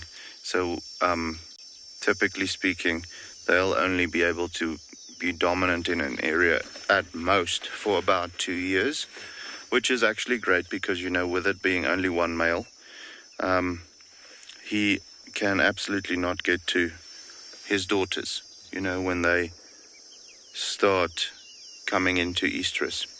So with that being the case, 2 years is the exact right time for his first litter of cubs to just get to that point where they're almost going into estrus before there's new males coming in and, you know, introducing new genes into the pride so as to not have inbreeding happening. In larger coalitions where there's, let's say, 5 male lions or even 3, even though they share the same genes, if they are related to one another, you won't have a problem, well, as big of a problem with inbreeding, because even though their genetic material is close to one another, there's still enough diversity for if one of the, let's say, the uncles or so, mates with one of the other male's daughters, that it won't cause genetic deficiencies. However, they can still not be dominant in an area for too long. So let's say for a coalition of 3 or 4, 4 years will be a good amount of time. They'll also mate with multiple prides then, because they will be more dominant, so they'll be able to dominate over more pride territories. So yeah, guys, we're gonna see. I think these lions are gonna get a little lazy, so we might, you know, now that we know where they are, with it getting warm, we might move on, see what else we can find for the last little bit. For the meantime, we're gonna send you over to Steve with some more leopards, okay?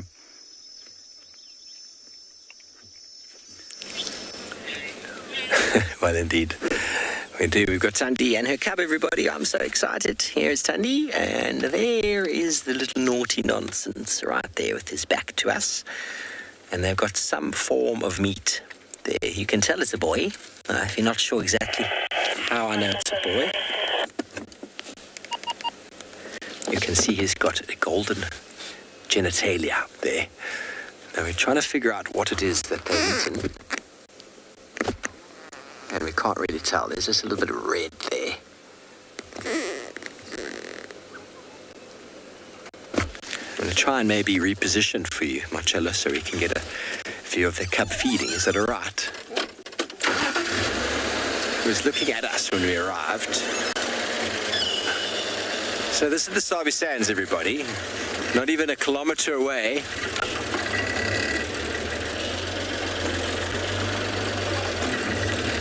There's a gap for you right there. You good?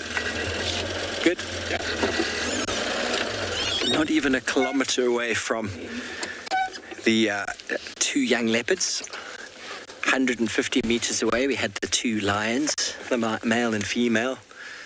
And we got a report that Thandi was found up in this beautiful tree with her boy, who's grown so much since I last saw him. So everybody, they've caught some food that they've been eating, so if you're against that sort of thing, please don't watch. But the animal is far from being alive. It was killed who knows how long ago, and most of it's been eaten. We can't even discern what it is that's being eaten there.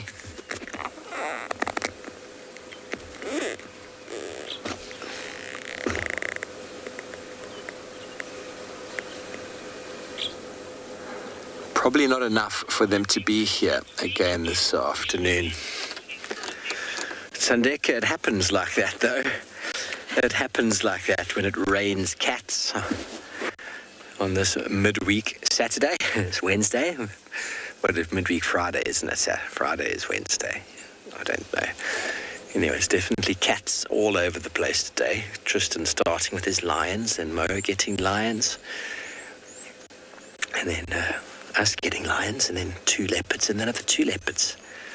Quite incredible. Quite incredible, to say the least.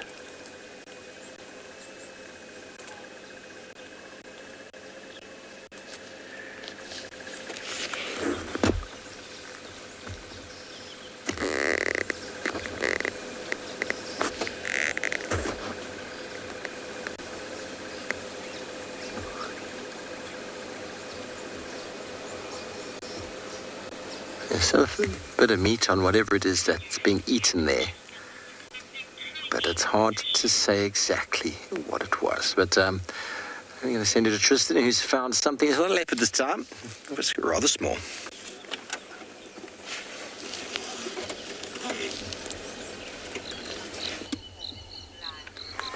Here's something small. I'm glad it's actually sat for long enough. It's a very pretty little dragonfly. You see it's got the kind of wings that are folded down with the red, and then this little striped tail. And so it's called a barbet percher, this particular one. And then there's also another really cool one that's to the bottom right of it, one with a little blue abdomen. That is known as a Lucia widow. Now, the Lucia widows I've never actually seen here. The barbet perchers I've seen before, but the Lucia widow not so much. Do you see it there? There it is, sitting right there. They're very pretty because they have this striking blue abdomen section with these jet black wings and a little white spot on the edge of the wings, and they're chasing each other all over the place. There's quite a few of them that are perched at this little sort of flooded area amongst the barbet percher. And then there was also a scarlet dropwing that was here just now, that's flown away. I can't see that anymore. And one other which I wasn't able to ID.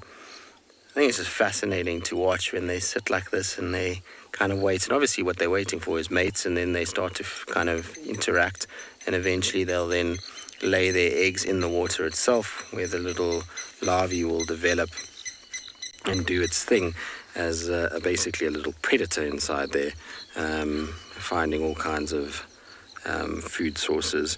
From there that eventually will hatch. They're quite amazing looking things. Are dragonfly nymphs. Arkwind, it is a pretty red dragonfly. It's not as red as some of the others can go because it's got that little yellow-black tail that you see there. Some of the other ones are red throughout. I'll try to find the one that I always think is the most red of all of them. Just give me 2 seconds. I need to find it in my book. Where are you now?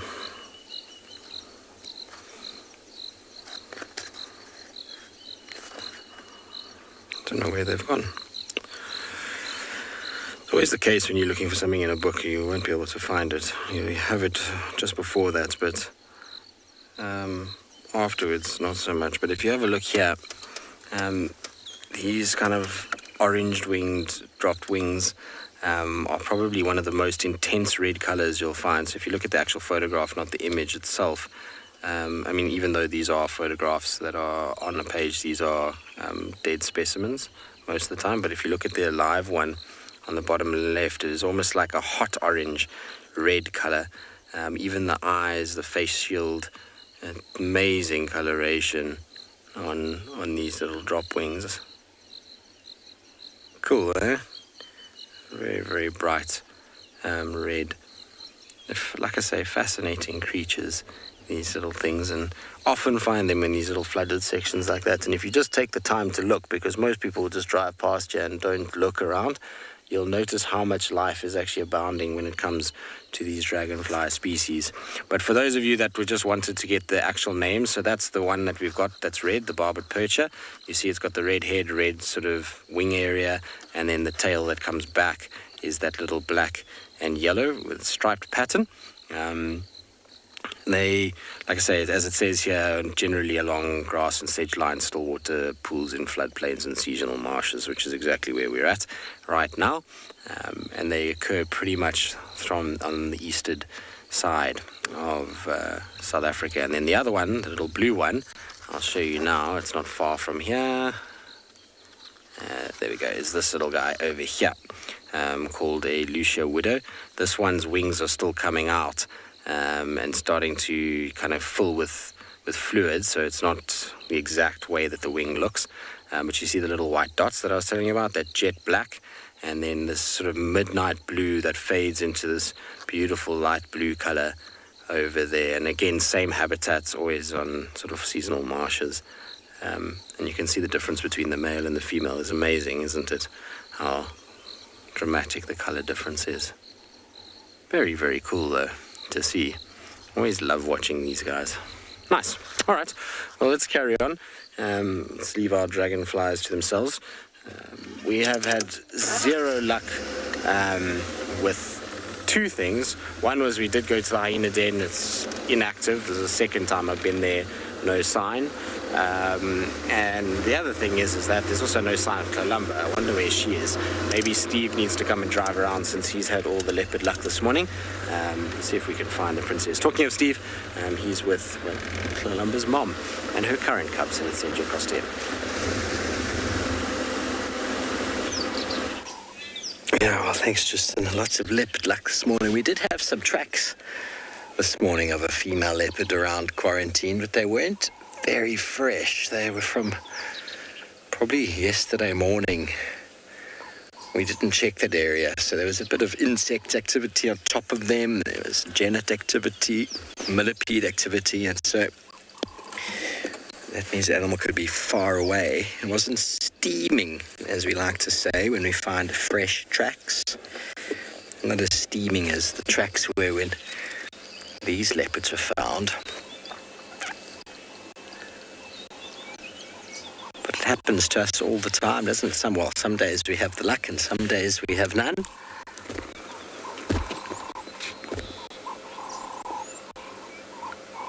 I mean, we were in that lion sighting before, and there was a leopard watching us the whole time. Left the locals is Djuma Private for Sabui. They're still forming south of the cut line.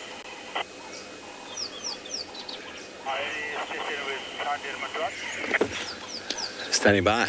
So just going to get someone else in. Yeah, space for one. Just come straight past towards one out pan. You'll get us. We're just off road here.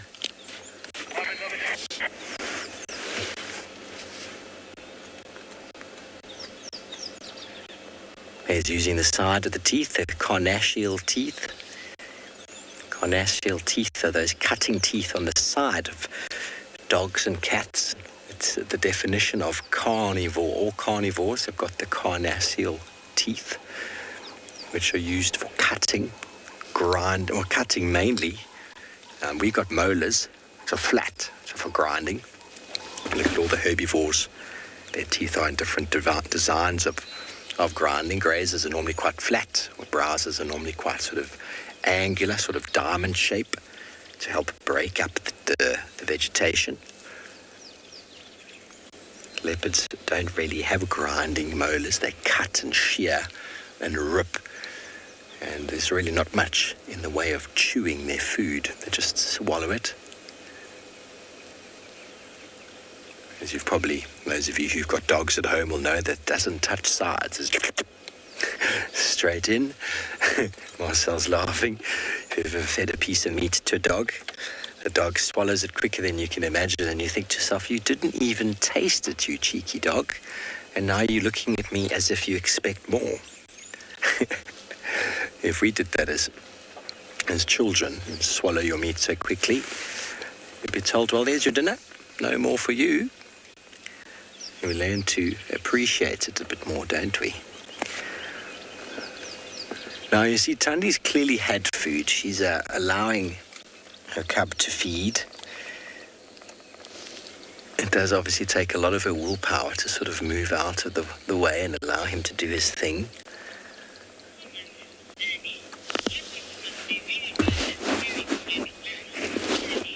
funny. Yeah, well, they don't really tear the skin. They use those cutting teeth to cut the teeth.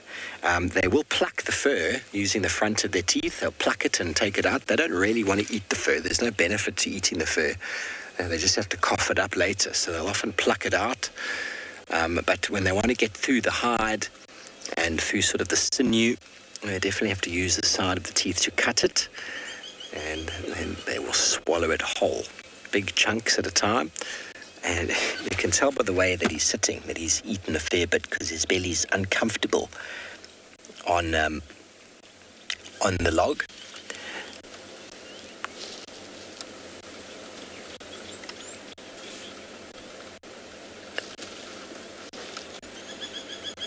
Here a bearded woodpecker behind us. I enjoy my woodpeckers.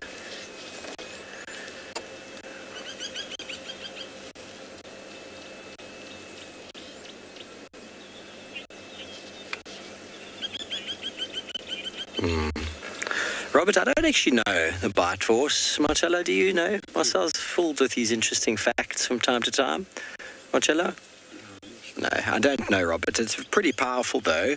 It's not as powerful as the lions or hyenas, but it would probably come in third after them. Hyena would be much more powerful. You have a look at the ridges on the top of the cranium of a hyena, and the muscle attachment is very, very powerful up there. Leopards also attached to a ridge that runs along the top of the head, as do lions, but it's not as powerful as that of hyena, but it's still very, very strong, very, very powerful. I mean, our bite force attaches to the side of our head. We don't have a ridge running down the middle of our head for the muscle attachment. If you put your hands, everybody put your hands on your temples now, and open and close your jaws, you'll feel where those muscles are moving. Now, a lion and leopard, if they put it on the top of their head, because the ridge runs right down the middle, and that's where the muscles attach there, so there's a lot more sort of length, a lot more leverage, and that's what enables them to have a very big bite force. Obviously, the size of the animal, the weight of the animal will increase that power as well, but the fact that the hyena's got a really big ridge running down the middle for a muscle attachment gives them an incredibly powerful bite force. That, together with nearly indestructible teeth, allows them to break the most inaccessible of bones. Where leopards will break bones, but the big, strong, heavy bones are left behind, uncrackable. But a baby animal, a baby impala or baby zebra, baby warthog, they'll probably be able to eat majority of the bone. As the animal gets bigger and older, the bones ossify, and that ossification is layer upon layer upon layer of calcification, makes the bones much stronger and thicker.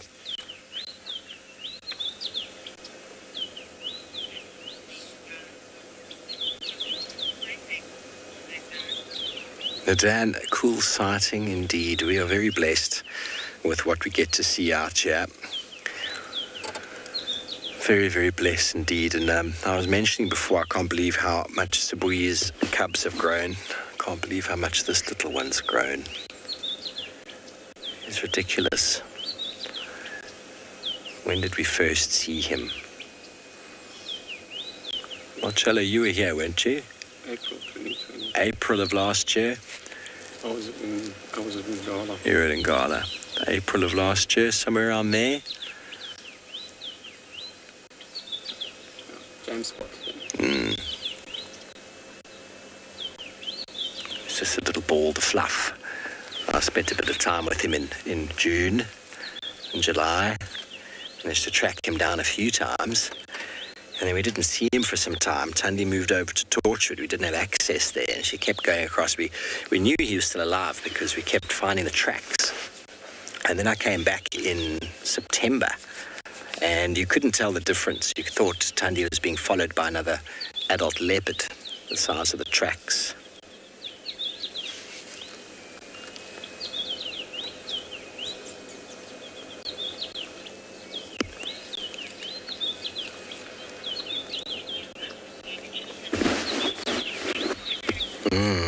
Okay, well, so we're going to stay here, capture any more action that we see with these two, and in the meantime send you over to Tristan, who's found a much larger animal.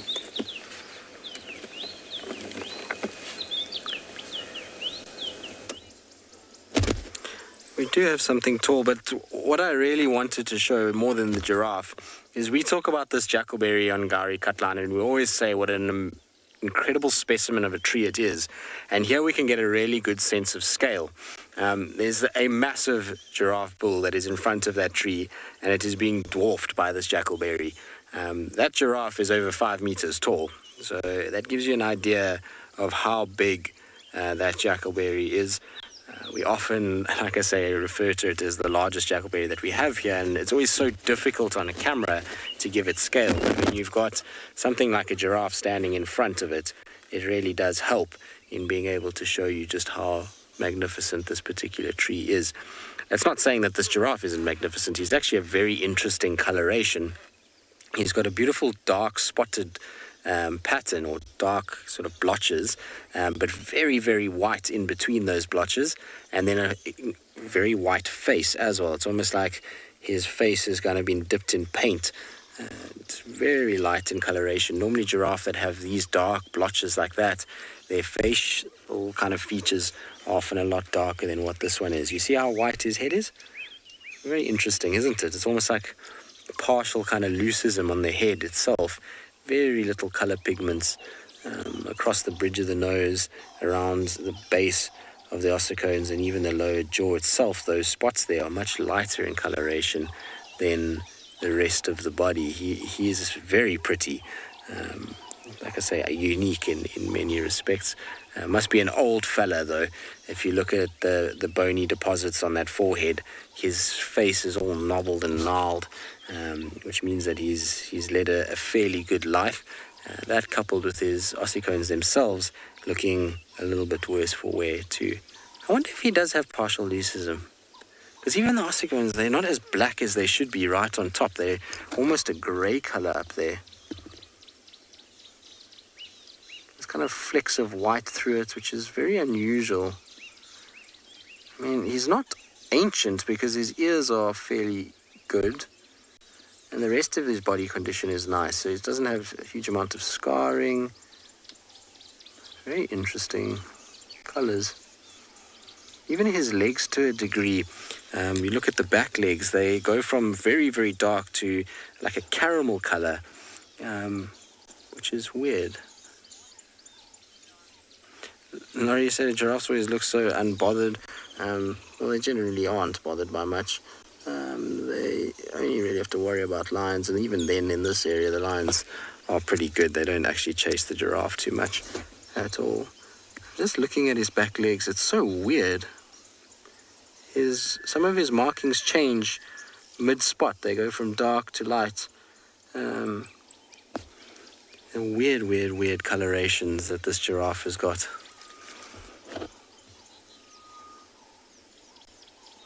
Like I say, in good condition. He's got a very low tick load, considering the time of the year.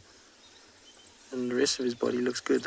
A little bit of a filaria mark on his neck, but otherwise he's looking seriously well. You can see how that tail works as well for the biting flies.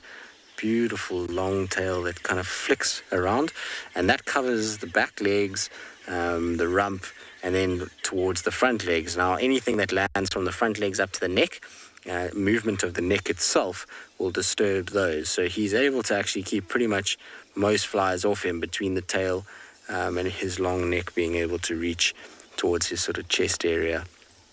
They can stay quite comfortable. It's the advantage of having nice long tail hair, is that it keeps pretty much everything away when you need it to. Are you enjoying the shade of this tree? Seems like he is. A wise one, would I eat a jackalberry? I have eaten a jackalberry before. They're not my favorite, but they're not bad. They're neither here nor there, should I say. But yeah, I've eaten them before and would eat them. The giraffe itself, probably not. to be a bit of a schlep for a giraffe to be able to lean down and try and find these little fruits in the grasses themselves, and the ones that are still on the tree generally are not as tasty. But we know elephants love jackalberries, monkeys, baboons. You'll find jackals themselves eating it, impalas, kudu, so maybe giraffe do. I've never seen them myself eating jackalberries off the tree, but maybe they do when we're not looking. We have to reach quite high to reach some of the jackalberry fruits in this particular tree. Amazing. It's the tree that we always talk about having a leopard in. I mean, it's actually not pretty from a leopard point of view because the branches and the leaves don't really work nicely, but it's just the grandeur of it is why you always want to see a leopard in this tree. I've been lucky to have seen a few, but others haven't. So anyway, we'll carry on. Let's go see what else we can find.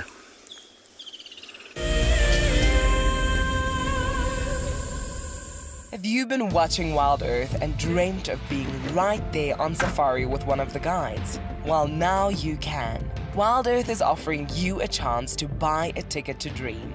You or a friend can hop on board a live WildEarth show and join our guide on safari.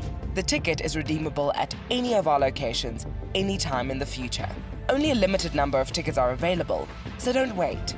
Get your ticket now and start dreaming. Terms and conditions apply. What fascinates me most about the animal circle of life is the intricacies between the large and the very, very small. I mean, it's very easy to go out there and find the large. Once you found the large, the cascading effect down to the small absolutely fascinates me.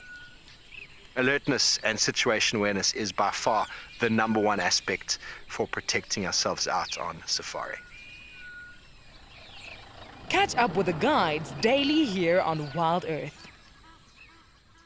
This is Rusty. He's my favorite vehicle and we've been through all the good times here in the bush. Now, if you feel a connection to Djuma Game Reserve like I do, then we have a fantastic opportunity for you. You can have your name engraved on a brushed metal plaque just like this one, and we will attach it to Rusty so you can always be with us on safari in spirit. We will even send you a digital photograph once your plaque is mounted on Rusty. Spaces are limited, so grab your spot now.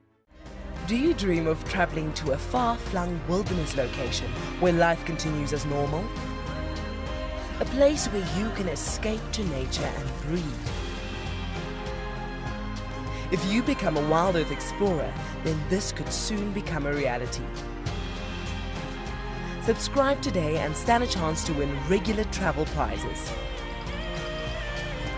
WildEarth Explorers, it's in your nature.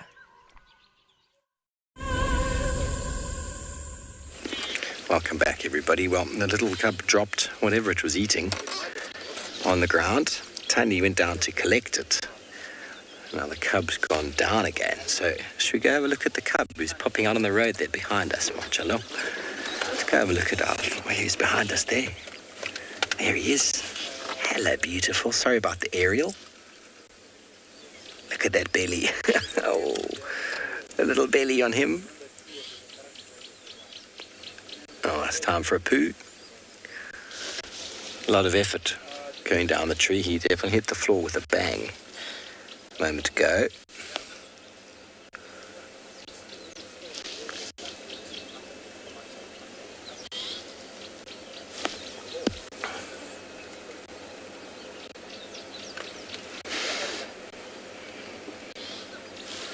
It's behind the car. I do apologize if we get any of the vehicle in shot. Remember, this is all live. Do you have another vehicle in the sighting? There he is. There you can see he's got 2 spots on the right side and 2 on the left, spaced apart. That should be quite a nice, easy, almost like a 3 spot with the middle spot missing. Very good. So he's probably just going to hang out on the bottom there. While Mum decides, well, you lost your food, I'm going to feed on it. You can see Tundi's very characteristic left ear. We still don't know what was fed upon, but she's definitely feeding on the remainder of what appears to be the spinal cord with the mussels that come with it.